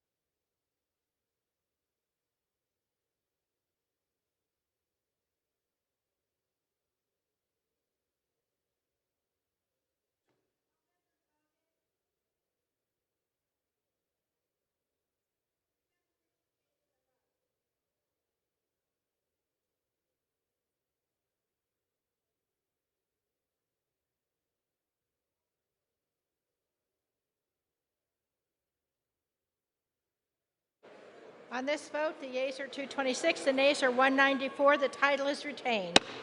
Chair will now put the question on retaining Title IV of the bill. The question is, shall Title IV be retained? Pursuant to Section 3B of House Resolution 1153, the yeas and nays are ordered. Members will record their votes by electronic device. And again, this will be a 5-minute vote. For what purposes, gentleman from California rise? Madam Speaker, as member designated by Congressman Ruiz, Cardenas, and Swalwell, I inform the House that these members will vote yes on Title IV. For what purposes, gentleman from Texas rise? Thank you, Madam Speaker. As a member designated by Mr. Van Taylor, I'd like to inform the House that Mr. Van Taylor will be voting no on Title IV. Thank you. For what purposes, the gentlelady from Delaware rise? Madam Speaker, as the member designated by members Lamb, Bass, and Torres, I inform the House that these members will vote yes on retaining Title IV. For what purposes, the gentlelady from Texas rise? Madam Speaker, as a member designated by Chairwoman Waters, Representative Sanchez, and Gomez, all of California, I inform the House that these members will vote yes on retaining Title IV. Purposes, gentleman from Pennsylvania rise. Madam Speaker, as the member designated by Mr. Thompson of Pennsylvania, I inform the House that Mr. Thompson will vote no on Title IV. What purposes, gentlelady from Ohio rise? As the member designated for members Terry Sewell and Chantel Brown, I inform the House that these members will vote yea on retaining Title IV. What purposes, gentleman from Tennessee rise? Madam Speaker, as the member designated by Mr. Brooks of Alabama, Mr. Guest of Mississippi, Mr. Loudermilk of Georgia, I inform the House that Mr. Brooks, Mr. Guest, and Mr. Loudermilk will all vote nay on Title IV. Thank you. For what purposes, gentleman from California rise? Gentleman from California. Madam Speaker, as the member designated by Representatives Juan Vargas and Marilyn Strickland, I inform the House that these members will vote yes on retaining Title IV. For what purposes, gentleman from Florida rise? Madam Speaker, as the member designated by Ms. Boebert of Colorado, I inform the House that Ms. Boebert will vote no on the measure. What purposes, gentleman from New Jersey rise? Madam Speaker, as the member designated by Mr. Albio Series, Mr. Donald Payne, Ms. Ann Kirkpatrick, and Mr. Peter Welch, I inform the House that these members will vote yes on retaining Title IV. What purposes, gentleman from Ohio rise? As a member designated by Mr. Bashan of Indiana, I inform the House that Mr. Bashan will vote nay on Title IV of H.R. 7910. What purposes, gentleman from New York rise? As the member designated by Chairwoman Eddie Bernice Johnson and Representative Rush, I inform the House these members will vote yea on retaining Title IV. What purposes, gentleman from Illinois rise? Madam Speaker, as the member designated by Mr. Johnson of South Dakota, I inform the House that Mr. Johnson will vote no on Title IV. Thank What you. purposes, gentlelady from North Carolina rise? Madam Speaker, as the member designated by Mr. Price, I inform the House that Mr. Price will vote yea on retaining Title IV. What purposes, gentleman from Arizona rise? Madam Speaker, as the member designated by Chairman DeFazio, I inform the House that Chairman DeFazio will vote yes on retaining Title IV. This is the gentleman from Virginia rise. Madam Speaker, as the member designated by Mr. Swazi, Mr. Ryan, Dr. Lowenthal, Ms. Barragan, Mr. Sherman, Mr. Evans, Ms. Moore, and Mr. McEachin.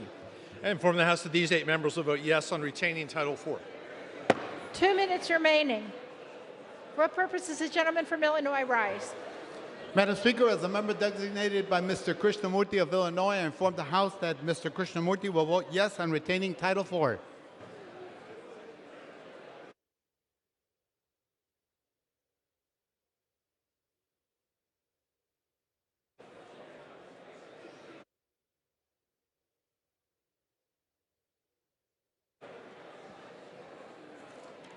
For what purposes, the gentlelady from Florida rise? Madam Speaker, as the member designated by Mr. Christ and Ms. Frankel of Florida, I inform the House that these members will vote yea on retaining Title IV.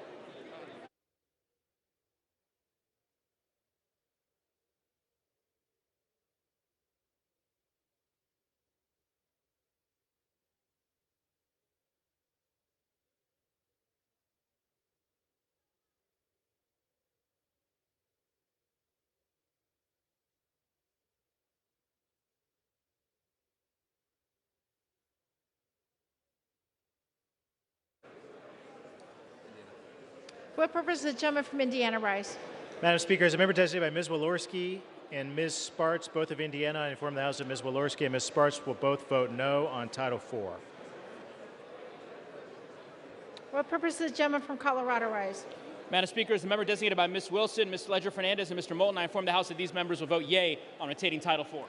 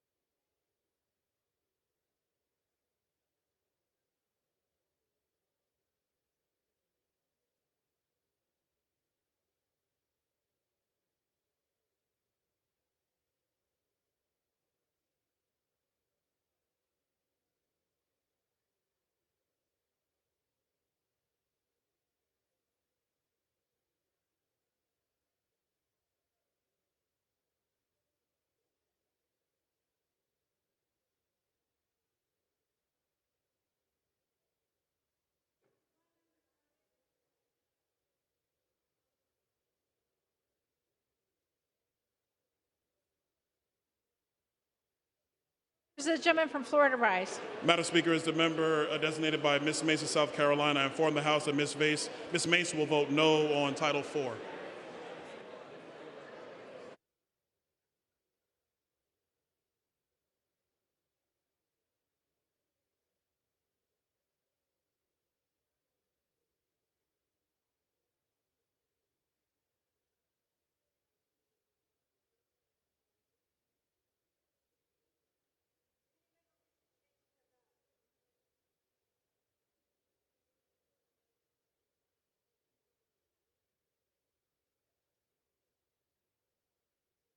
On this vote, the yeas are 220, the nays are 205. The title is retained.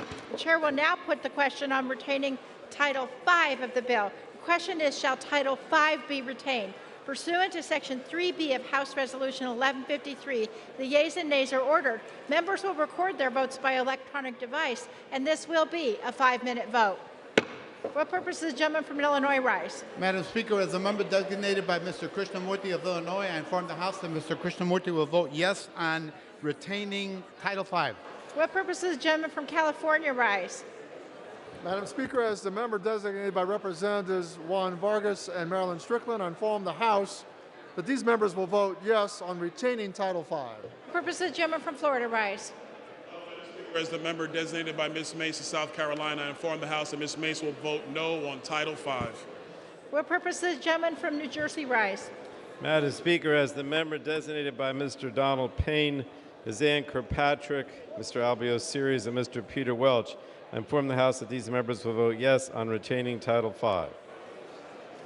For what purpose does the gentleman from Pennsylvania rise? Madam Speaker, as the member designated by Mr. Thompson of Pennsylvania, I inform the House that Mr. Thompson will vote no on Title V. What purpose does the gentlelady from Texas rise? Madam Speaker, as a member designated by Chairwoman Waters, Representative Sanchez and Gomez, all of California, I inform the House that these members will vote yes on retaining Title V. What purpose does the gentleman from Illinois rise? Madam Speaker, as a member designated by Mr. Johnson of South Dakota, I inform the House that Mr. Johnson will vote no on Title V. What purpose does the gentlelady from Delaware rise? Madam Speaker, as the member designated by members Lamb, Bass, and Torres, I inform the House that these members will vote yes on retaining Title V. What purpose does the gentleman from Florida rise? Madam Speaker, as the member designated by Ms. Boebert of Colorado, I inform the House that Ms. Boebert will vote no on the measure. For what purpose does the gentleman from California rise? Madam Speaker, as member designated by Swalwell, Cardenas, and Reese, I inform the House that these members will vote yes on Title V. For what purpose does the gentleman from Tennessee rise? Madam Speaker, as the member designated by Mr. Brooks of Alabama, Mr. Guest of Mississippi, and Mr. Loudermilk of Georgia, I inform the House that Mr. Brooks, Mr. Guest, and Mr. Loudermilk will all vote nay on Title V. Thank you. For what purpose does the gentlelady from North Carolina rise? Madam Speaker, as the member designated by Mr. Price, I inform the House that Mr. Price will vote yea on retaining Title V. For what purpose does the gentleman from Texas rise? Thank you, Madam Speaker. As the member designated by Mr. Van Taylor, I'd like to inform the House that Mr. Van Taylor will be voting nay on Title V. Thank you. For what purpose does the gentleman from Arizona rise? Madam Speaker, as the member designated by Chairman DeFazio, I inform the House that Mr. DeFazio will vote yes on retaining Title V. For what purpose does the gentleman from Ohio rise? As a member designated by Mr. Bashan of Indiana, I inform the House that Mr. Bashan will vote nay on Title V of H.R. 7910.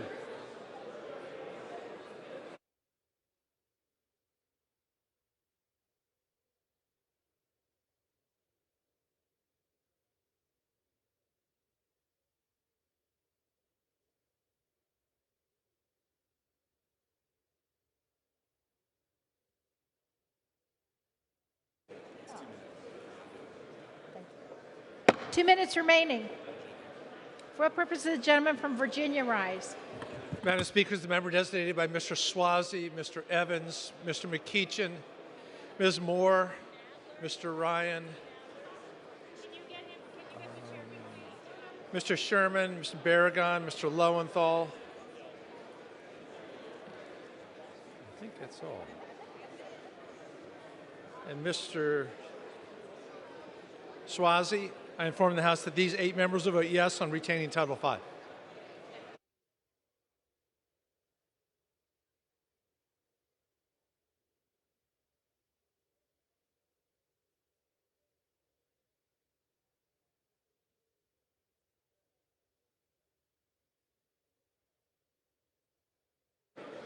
For what purpose does the gentleman from Colorado rise?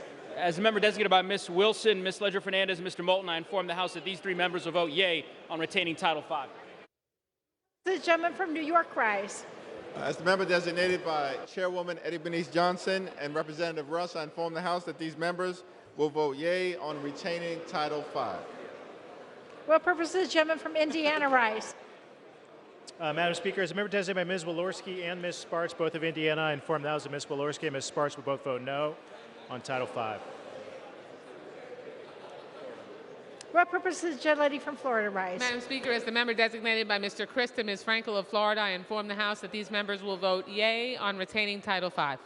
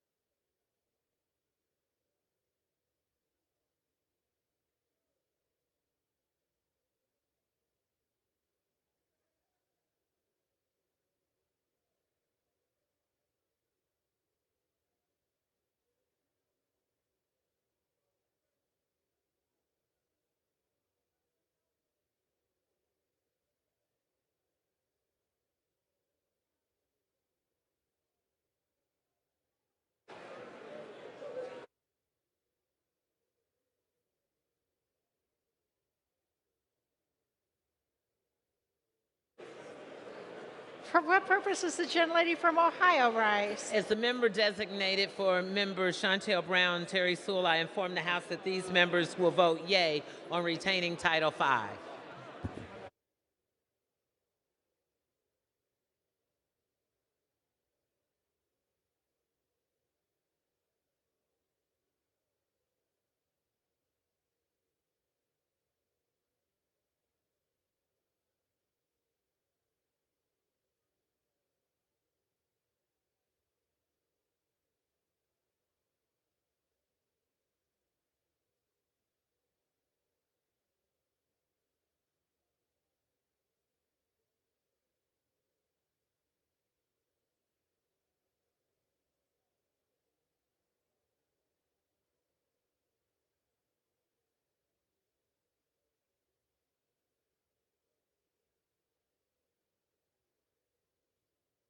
The yeas are 233, the nays are 194. The title is retained. The chair will now put the question on retaining Title VI of the bill. The question is, shall Title VI be retained? Pursuant to Section 3B of House Resolution 1153, the yeas and nays are ordered. Members will record their votes by electronic device, and this will be a 5-minute vote. For what purpose does the gentlelady from Ohio rise? As the member designated for members Chantel Brown and Terry Sewell, I inform the House that these members will vote yea on retaining Title VI. Does the gentleman from Arizona rise? As the member designated by Chairman DeFazio, I inform the House that Chairman DeFazio will vote yes on retaining Title VI. For what purpose does the gentleman from Florida rise? As the member designated by Ms. Boebert of Colorado, I inform the House that Ms. Boebert will vote no on the measure. For what purpose does the gentleman from New York rise? As a member designated by Chairwoman Eddie Bernice Johnson and Representative Rush, I inform the House these members will vote yea on retaining Title VI. For what purpose does the gentleman from Ohio rise? As a member designated by Mr. Bashan of Indiana, I inform the House that Mr. Bashan will vote nay on Title VI of H.R. 7910. For what purpose does the gentlelady from Delaware rise? Madam Speaker, as the member designated by members Lamb, Bass, and Torres, I inform the House that these members will vote yes on retaining Title VI. For what purpose does the gentleman from Pennsylvania rise? Madam Speaker, as the member designated by Mr. Thompson of Pennsylvania, I inform the House that Mr. Thompson will vote no on Title VI. For what purpose does the gentleman from Illinois rise? Madam Speaker, as the member designated by Mr. Krishnamurti, I inform the House that he will vote yes on retaining Title VI. For what purpose does the gentleman from Tennessee rise? Madam Speaker, as the member designated by Mr. Brooks of Alabama, Mr. Guest of Mississippi, and Mr. Loudermilk of Georgia, I inform the House that Mr. Brooks, Mr. Guest, and Mr. Loudermilk will all vote nay on Title VI. Thank you. Gentlelady from Texas Madam rise. Speaker, designated by Representative Waters, Gomez, and Sanchez, all of California, inform the House members that these members will vote yes on retaining Title VI. Thank you, Madam Speaker. For what purpose does the gentleman from Florida rise? Madam Speaker, as a member designated by Ms. Mace of South Carolina, I inform the House that Ms. Mace will vote no on Title VI.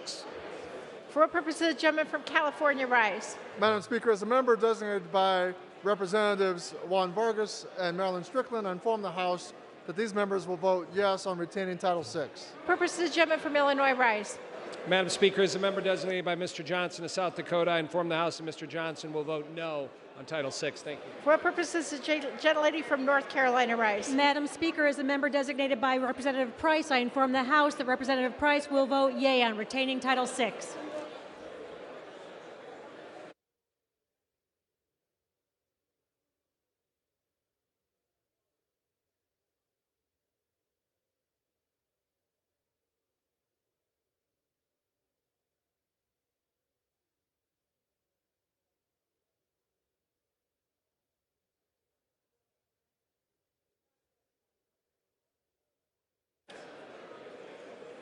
For what purpose does the gentlelady from Florida rise? Madam Speaker, as the member designated by Mr. Christ and Ms. Frankel of Florida, I inform the House that these members will vote yea on retaining Title VI.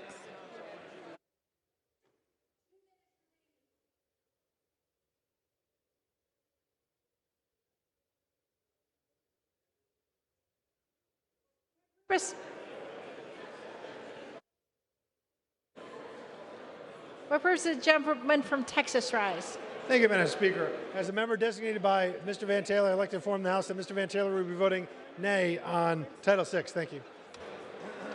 For what purpose does the gentleman from California rise? Madam Speaker, as member designated by Ruiz, Cardenas, and Swalwell, I inform the House that these members will vote yes on Title VI.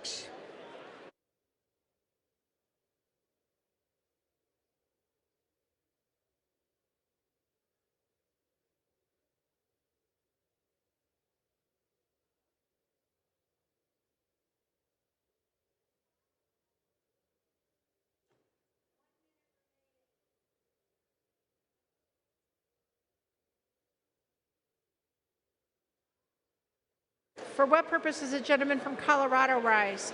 As a member designated by Ms. Ledger-Fernandez, Ms. Wilson, and Mr. Moulton, I inform the House that these members will vote yea on retaining Title VI. For what purpose does the gentleman from Indiana rise? Madam Speaker, as a member designated by Ms. Walorski and Ms. Sparts, both of Indiana, I inform the House that Ms. Walorski and Ms. Sparts will both vote no on Title VI.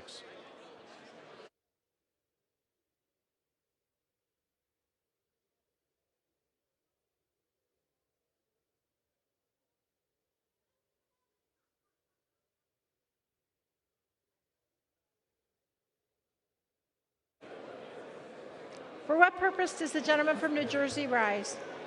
Madam Speaker, as the member designated by Ms. Ann Kirkpatrick, Mr. Donald Payne, Mr. Albio Series, and Mr. Peter Welch, I inform the House that these members will vote yes on retaining Title VI.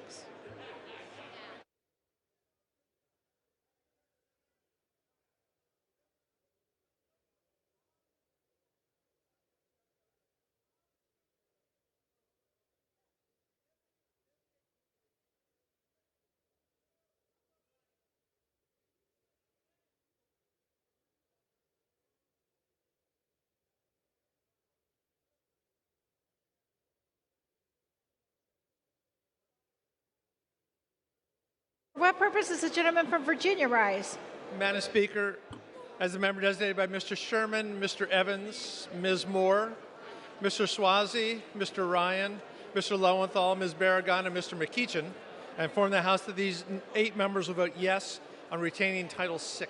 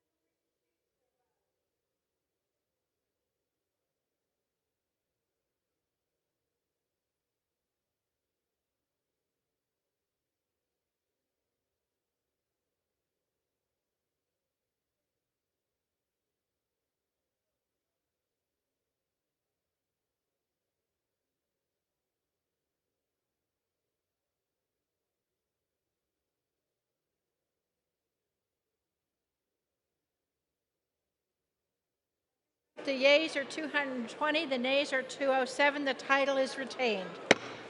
Chair will now put the question on retaining Title VII of the bill. The question is, shall Title VII be retained? Pursuant to Section 3B of House Resolution 1153, the yeas and nays are ordered, and members will record their votes by electronic device. Again, this will be a 5-minute vote.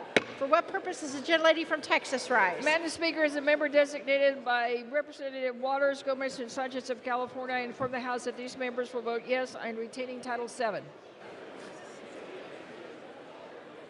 For what purpose does the gentlelady from North Carolina rise? As the member designated by Mr. Price, I inform the House that Mr. Price will vote yea on retaining Title VII. For what purpose does the gentleman from Texas rise? Thank you, Madam Speaker. As a member designated by Mr. Van Taylor, I'd like to inform the House that Mr. Van Taylor will be voting yea on Title VII. Thank you. For what purpose does the gentlelady from Florida rise? Madam Speaker, as the member designated by Mr. Christ and Ms. Frankel of Florida, I inform the House that these members will vote yea on retaining Title VII. For what purpose does the gentleman from Ohio rise? As a member designated by Mr. Bashan of Indiana, I inform the House that Mr. Bashan will vote yes on Title VII of H.R. 7910. For what purpose does the gentleman from Florida rise? Designated by Ms. Mace of South Carolina, I inform the House that Ms. Mace will vote yes on Title VII. For what purpose does the gentleman from California rise? As a member designated by Representatives Juan Vargas and Marilyn Strickland, I inform the House that these members will vote yes on retaining Title VII. For what purpose does the gentleman from Tennessee rise? Madam Speaker, as a member designated by Mr. Brooks of Alabama and Mr. Guest of Mississippi, Mr. Loudermilk of Georgia, I inform the House that Mr. Brooks, Mr. Guest, and Mr. Loudermilk all will vote yea on Title VII. For what purpose does the gentleman from New Jersey rise? Madam Speaker, as the member designated by Mr. Albio Series, Mr. Donald Payne, Ms. Ann Kirkpatrick, and Mr. Peter Welch, I inform the House that these members will vote yes on retaining Title VII. For what purpose does the gentleman from Pennsylvania rise? Madam Speaker, as the member designated by Mr. Thompson of Pennsylvania, I inform the House that Mr. Thompson will vote no on Title VII. For what purpose does the gentleman from New York rise? As a member designated by Chairwoman Eddie Bernice Johnson and Representative Bobby Rush, I inform the House these members will vote yea on retaining Title VII. For what purpose does the gentleman from Florida rise? Madam Speaker, as the member designated by Ms. Boebert of Colorado, I inform the House that Ms. Boebert will vote aye on the measure. Does the gentleman from California rise? Madam Speaker, as member designated by Congress members Ruiz, Cardenas, and Swalwell, I inform the House that these members will vote yes on retaining Title VII. For what purpose does the gentleman from Arizona rise? As the member designated by Chairman DeFazio, I inform the House that Chairman DeFazio vote yes on retaining Title VII.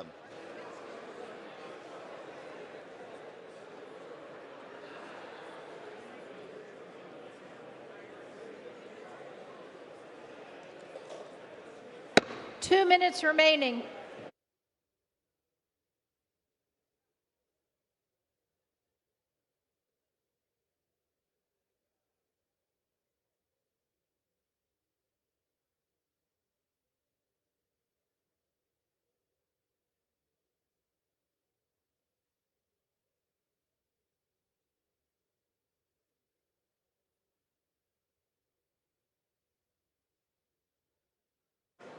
For what purpose does the gentleman from Indiana rise? Madam Speaker, as a member designated by Ms. Walorski of Indiana, I inform the House Ms. Walorski will vote no on Title VII, and as a member designated by Ms. Sparts of Indiana, I inform the House that Ms. Sparts will vote yes on Title VII. For what purpose does the gentlelady from Delaware rise? Madam Speaker, as the member designated by members Bass, Torres, and Lamb, I inform the House that these members will vote yes on retaining Title VII.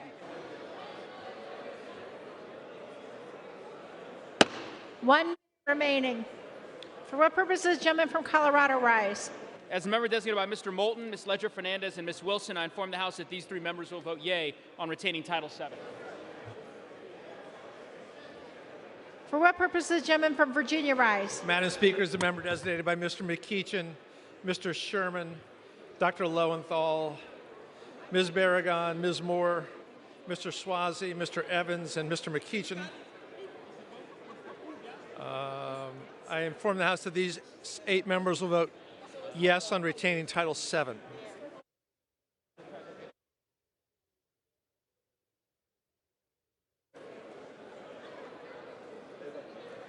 Okay.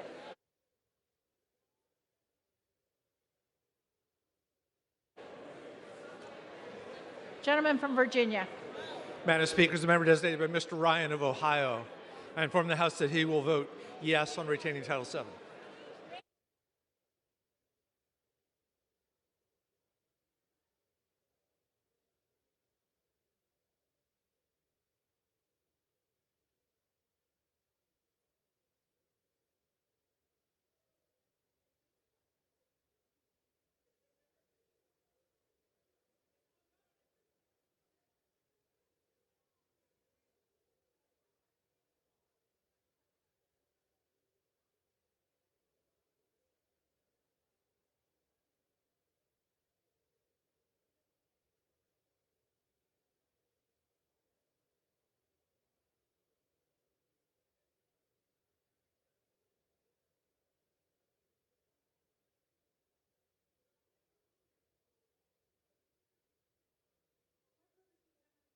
Rise.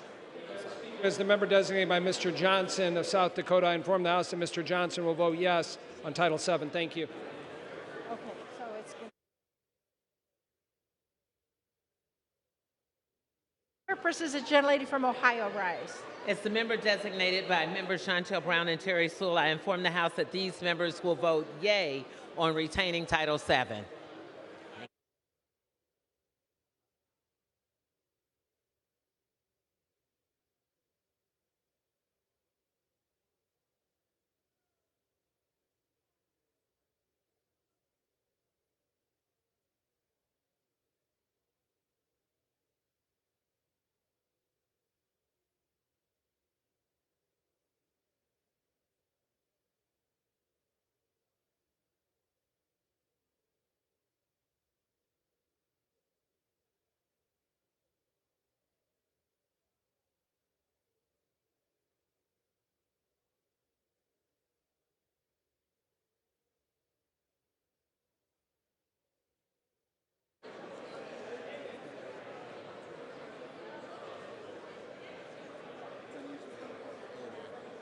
For what purpose does the gentleman from Illinois rise?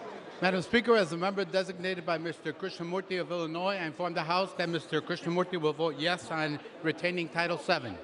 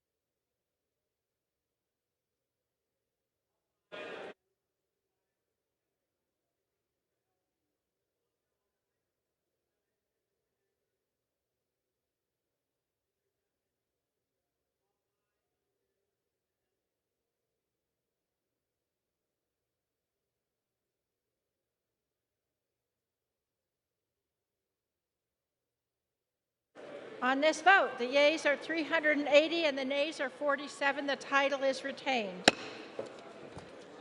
Question now occurs on engrossment and third reading of the bill.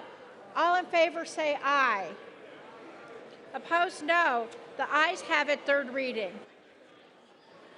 A bill to amend Title 18 United States Code to provide for an increased age limit on the purchase of certain firearms, prevent gun trafficking, modernize the prohibition on untraceable firearms, encourage the safe storage of firearms, and for other purposes.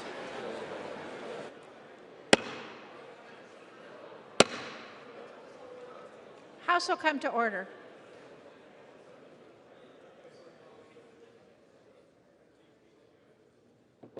For what purpose does the gentleman from North Carolina rise? Madam Speaker, I have a motion to recommit at the desk. Clerk will report the motion. Mr. Hudson of North Carolina moves to recommit the bill H.R. 7910 to the Committee on the Judiciary. Pursuant to Clause 2B of Rule 19, the previous question is ordered on the motion to commit. The question is on the motion. All in favor say aye. Opposed say no. The noes have it. The motion is not agreed to. Gentleman from North Carolina. Madam Speaker, I request the yeas and the nays. Pursuant to Section 3S of House Resolution 8, the yeas and nays are ordered. Members will record their votes by electronic device, and this will be a 5-minute vote. For what purpose does the gentlelady from Delaware rise? Madam Speaker, as the member designated by members Bass, Lamb, and Torres, I inform the House that these members will vote no on the motion to recommit. For what purpose does the gentleman from Florida rise? Madam Speaker, as a member designated by Ms. Mace of South Carolina, I inform the House that Ms. Mace will vote yes on the motion to recommit. For what purpose does the gentleman from Colorado rise? Madam Speaker, as the member designated by Ms. Wilson, Ms. Ledger-Fernandez, and Mr. Moulton, I inform the House that these three members will vote no on the motion to recommit. For what purpose does the gentleman from Ohio rise? As a member designated by Mr. Bashan of Indiana, I inform the House that Mr. Vachon will vote yes on the motion to recommit For what HR purpose does the gentleman from Illinois rise? As the member designated by Mr. Krishnamurti of Illinois, I inform the House that he will vote no on the motion to recommit. For what purpose does the gentleman from Pennsylvania rise? Madam Speaker, as the member designated by Mr. Thompson of Pennsylvania, I inform the House that Mr. Thompson will vote yes on the motion to recommit. For what purpose does the gentlelady from North Carolina rise? Madam Speaker, as the member designated by Mr. Price, I inform the House that Mr. Price will vote nay on the motion to recommit. For what purpose does the gentleman from Florida rise? Madam Speaker, as the member designated by Ms. Boebert of Colorado, I inform the House that Ms. Boebert will vote no on the motion to recommit. For what purpose does the gentleman from Virginia rise? Madam Speaker, as a member designated by Mr. Ryan, Mr. Sherman, Mr. Swazi, Dr. Lowenthal, Mr. Evans, Ms. Moore, Ms. Barragan, and Mr. McEachin, I inform the House that these members will vote no on the motion to recommit. For what purpose does the gentleman from Indiana rise? Madam Speaker, as a member designated by Ms. Sparts and Ms. Walorski of Indiana, I inform the House that Ms. Sparts and Ms. Walorski will both vote yes on the motion to recommit. For what purpose does the gentlelady from Ohio rise? As the member designated by members Chantel Brown and Terry Sewell, I inform the House that these members will vote nay on the motion to recommit. For what purpose does the gentleman from Tennessee rise? Madam Speaker, as the member designated by Mr. Brooks of Alabama, Mr. Guest of Mississippi, Mr. Loudermilk of Georgia, I inform the House that Mr. Brooks, Mr. Guest, and Mr. Loudermilk will all vote yea on the motion to recommit. Thank you. For what purpose does the gentleman from Arizona rise? As a member designated by Chairman DeFazio, I inform the House that Chairman DeFazio will vote no on the motion to recommit. For what purpose does the gentleman from Illinois rise? Madam Speaker, as the member designated by Mr. Johnson of South Dakota, I inform the House that Mr. Johnson will vote yes on the motion to recommit. Thank you.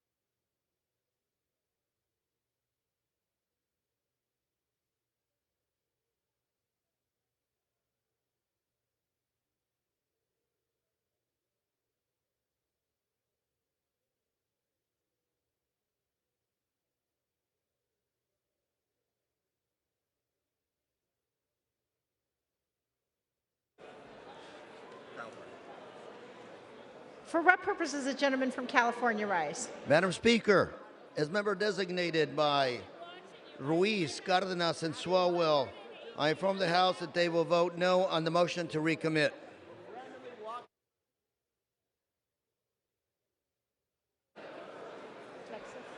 For what purpose does the gentleman from Texas rise? Thank you, Madam Speaker. As the member designated by Mr. Van Taylor, I'd like to inform the House that Mr. Van Taylor, we vote, we're voting yea on the motion to recommit. Thank you. 1 minute remaining. For what purpose does the gentleman from Newark rise? As the member designated by Chairwoman Eddie Bernice Johnson and Representative Bobby Rush, I inform the House these members will vote no on the motion to recommit. For what purpose does the gentlelady from Texas rise? Madam Speaker, as a member designated by Representative Waters, Gomez, and Sanchez, I inform the House that the members will vote no on the motion to recommit. For what purpose does the gentleman from New Jersey rise? Madam Speaker, as the member designated by Mr. Albio Series, Ms. Ann Kirkpatrick, Mr. Peter Welch, and Mr. Donald Payne, I inform the House that these members will vote no on the motion to recommit. For what purpose does the gentleman from California rise? Madam Speaker, as the member designated by Marilyn Strickland and Juan Vargas, I inform the House that these members will vote no on the motion to recommit. For what purpose does the gentlelady from Florida rise? Madam Speaker, as the member designated by Mr. Christ and Ms. Frankel of Florida, I inform the House that these members will vote nay on the motion to recommit.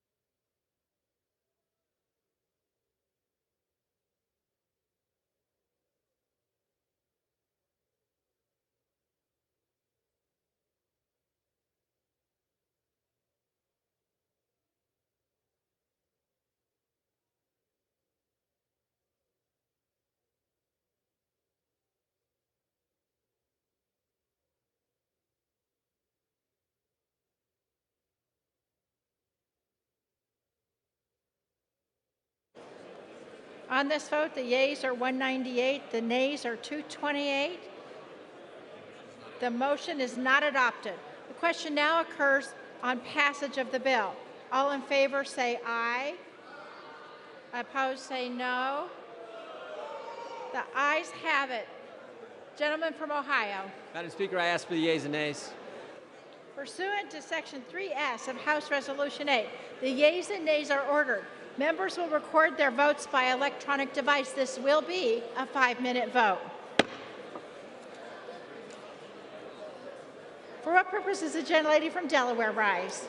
Madam Speaker, as the member designated by members Torres, Bass, and Lamb, I inform the House that these members will vote yes on H.R. 7910. For what purpose does the gentleman from Florida rise? Madam Speaker, as the member designated by Ms. Mason, South Carolina, I inform the House that Ms. Mason will vote no on H.R. 7910. For what purpose does the gentleman from New Jersey rise? Madam Speaker, as the member designated by Mr. Albio Series, Mr. Donald Payne, Ms. Ann Kirkpatrick, and Mr. Peter Welch, I inform the House that these members will vote yes on H.R. 7910. For what purpose does the gentleman from Ohio rise? As a member designated by Mr. Bashar of Indiana, I inform the House that Mr. Bashar will vote nay on H.R. 7910. For what purpose does the gentleman from California Madam rise? Speaker, as member designated by Congress members Ruiz, Cardenas, and Swalwell, I inform the House that these members will vote yes on H.R. 7910. For what purpose does the gentleman from Illinois rise? Madam Speaker, as the member designated by Mr. Johnson of South Dakota, I inform the House that Mr. Johnson will vote no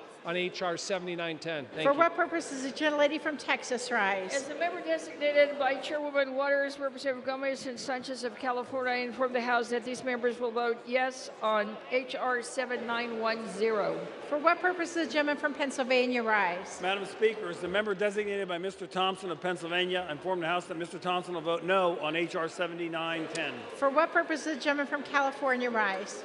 Madam Speaker, as the member designated by Representatives Strickland, Marilyn Strickland, and Juan Vargas, I inform the House that these members will vote yes on H.R. 7910. What purpose does the gentleman from Florida rise? Madam Speaker, as the member designated by Ms. Boebert of Colorado, I inform the House that Ms. Boebert will vote no on the measure. For what purpose does the gentleman from Virginia rise? Madam Speaker, as the member designated Mr. Swazi, Mr. Ryan, Mr. Sherman, Mr. Lowenthal, Ms. Barragan, Ms. Moore, Mr. McKeechin, and Mr. Evans, I inform the House that these members will vote yes on H.R. 7910. For what purpose does the gentleman from Tennessee rise?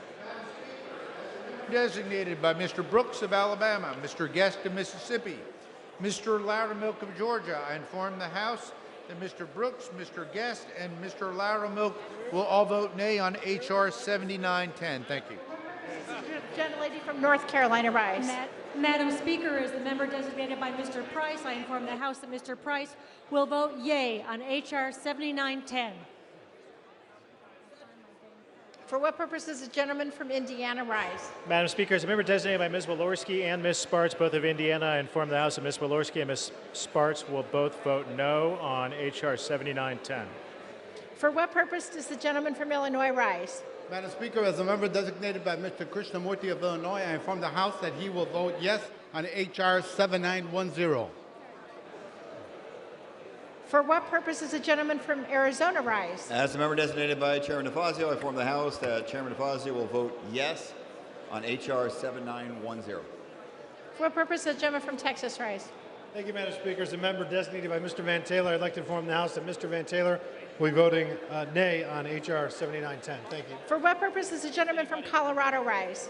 Madam Speaker, as the member designated by Ms. Wilson, Mr. Moulton, and Ms. Ledger Fernandez, I inform the House that these three members will vote yea on H.R. 7910.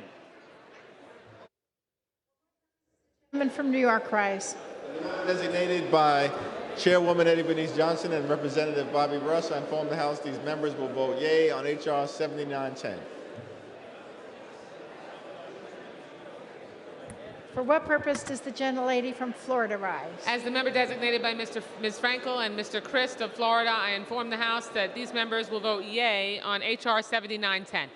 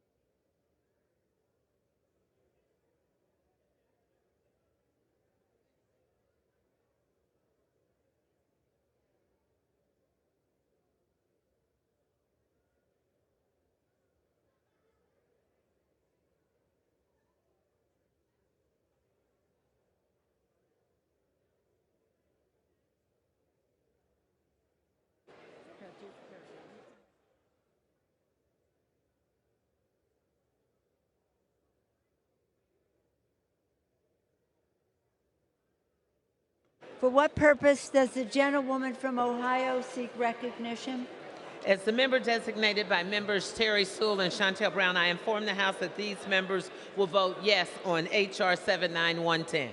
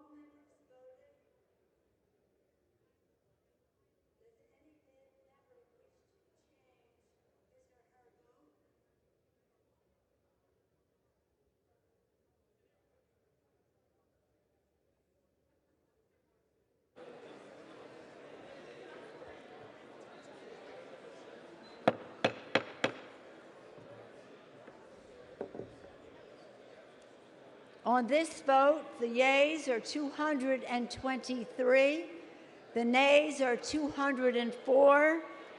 The bill is passed. Without objection, a motion to reconsider is laid upon the table.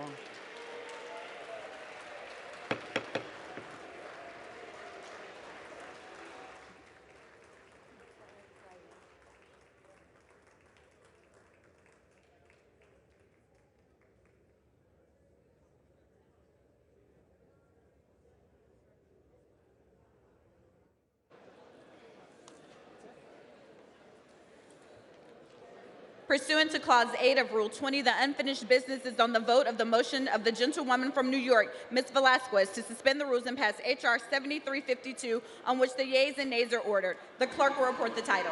Union Calendar number 246, H.R. 7352, a bill to amend the Small Business Act to extend the statute of limitation for fraud by borrowers under the Paycheck Protection Program and for other purposes. The question is, will the House suspend the rules and pass the bill? Members will record their votes by electronic device. This will be a 5-minute vote.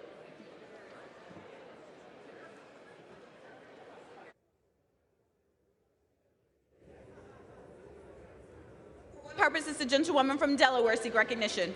Madam Speaker, as the member designated by members Bass, Lamb, and Torres, I inform the House that these members will vote yes on H.R. 7352. For what purpose does the gentleman from Ohio seek recognition? As a member designated by Mr. Bashan of Indiana, I inform the House that Mr. Bashan will vote yea on H.R. 7352. For what purpose does the gentleman from California seek recognition? Madam Speaker, as member designated by Ruiz, Cardenas, and Swalwell, I inform the House that these members will vote yes on H.R. 7352. For what purpose does the gentleman from Pennsylvania seek recognition? Madam Speaker, as the member designated by Mr. Thompson of Pennsylvania, I inform the House that Mr. Thompson will vote yes on H.R. 7352. For what purpose does the gentlewoman from Texas seek recognition? Madam Speaker, as a member designated by Chairwoman Waters, Representative Gomez, and Sanchez, all of California, I inform the House that these members will vote yes on H.R. 7352. Thank you, Madam Speaker. For what purpose does the member from Florida seek recognition? Madam Speaker, as the member designated by Ms. Boebert of Colorado, I inform the House that Ms. Boebert will vote yea on H.R. 7352. For what purpose does the gentleman from New York seek recognition? As the member designated by Chairwoman Eddie Bernice Johnson and Representative Rush, I inform the House these members will vote yea on H.R. 7352. For what purpose does the gentleman from Tennessee seek recognition? Madam Speaker, as the member designated by Mr. Brooks of Alabama, Mr. Guest of Mississippi, and Mr. Loudermilk of Georgia, I inform the House that Mr. Brooks, Mr. Guest, and Mr. Loudermilk will all vote yea on H.R. 7352. Thank you. For what purpose does the gentleman from California seek recognition?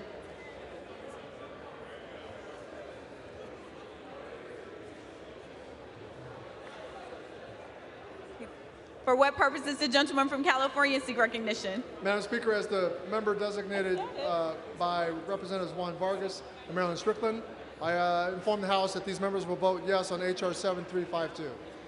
For what purpose does the gentleman from Florida seek recognition? Madam Speaker, as the member designated by Ms. Mace of South Carolina, I inform the House that Ms. Mace will vote yes on H.R. 7352. For what purpose does the gentleman from Illinois seek recognition? Madam Speaker, as a member designated by Mr. Krishnamurti of Illinois, I inform the House that he will vote yes on H.R. 7352.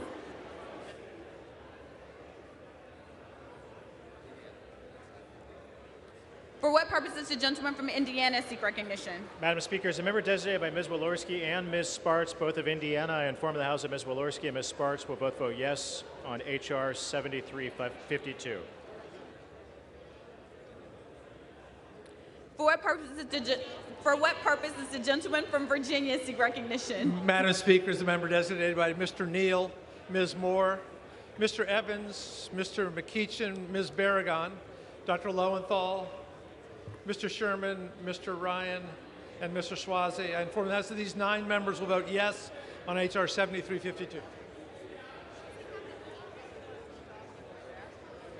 For what purpose does the gentleman from Illinois seek recognition? Madam Speaker, as the member designated by Mr. Johnson of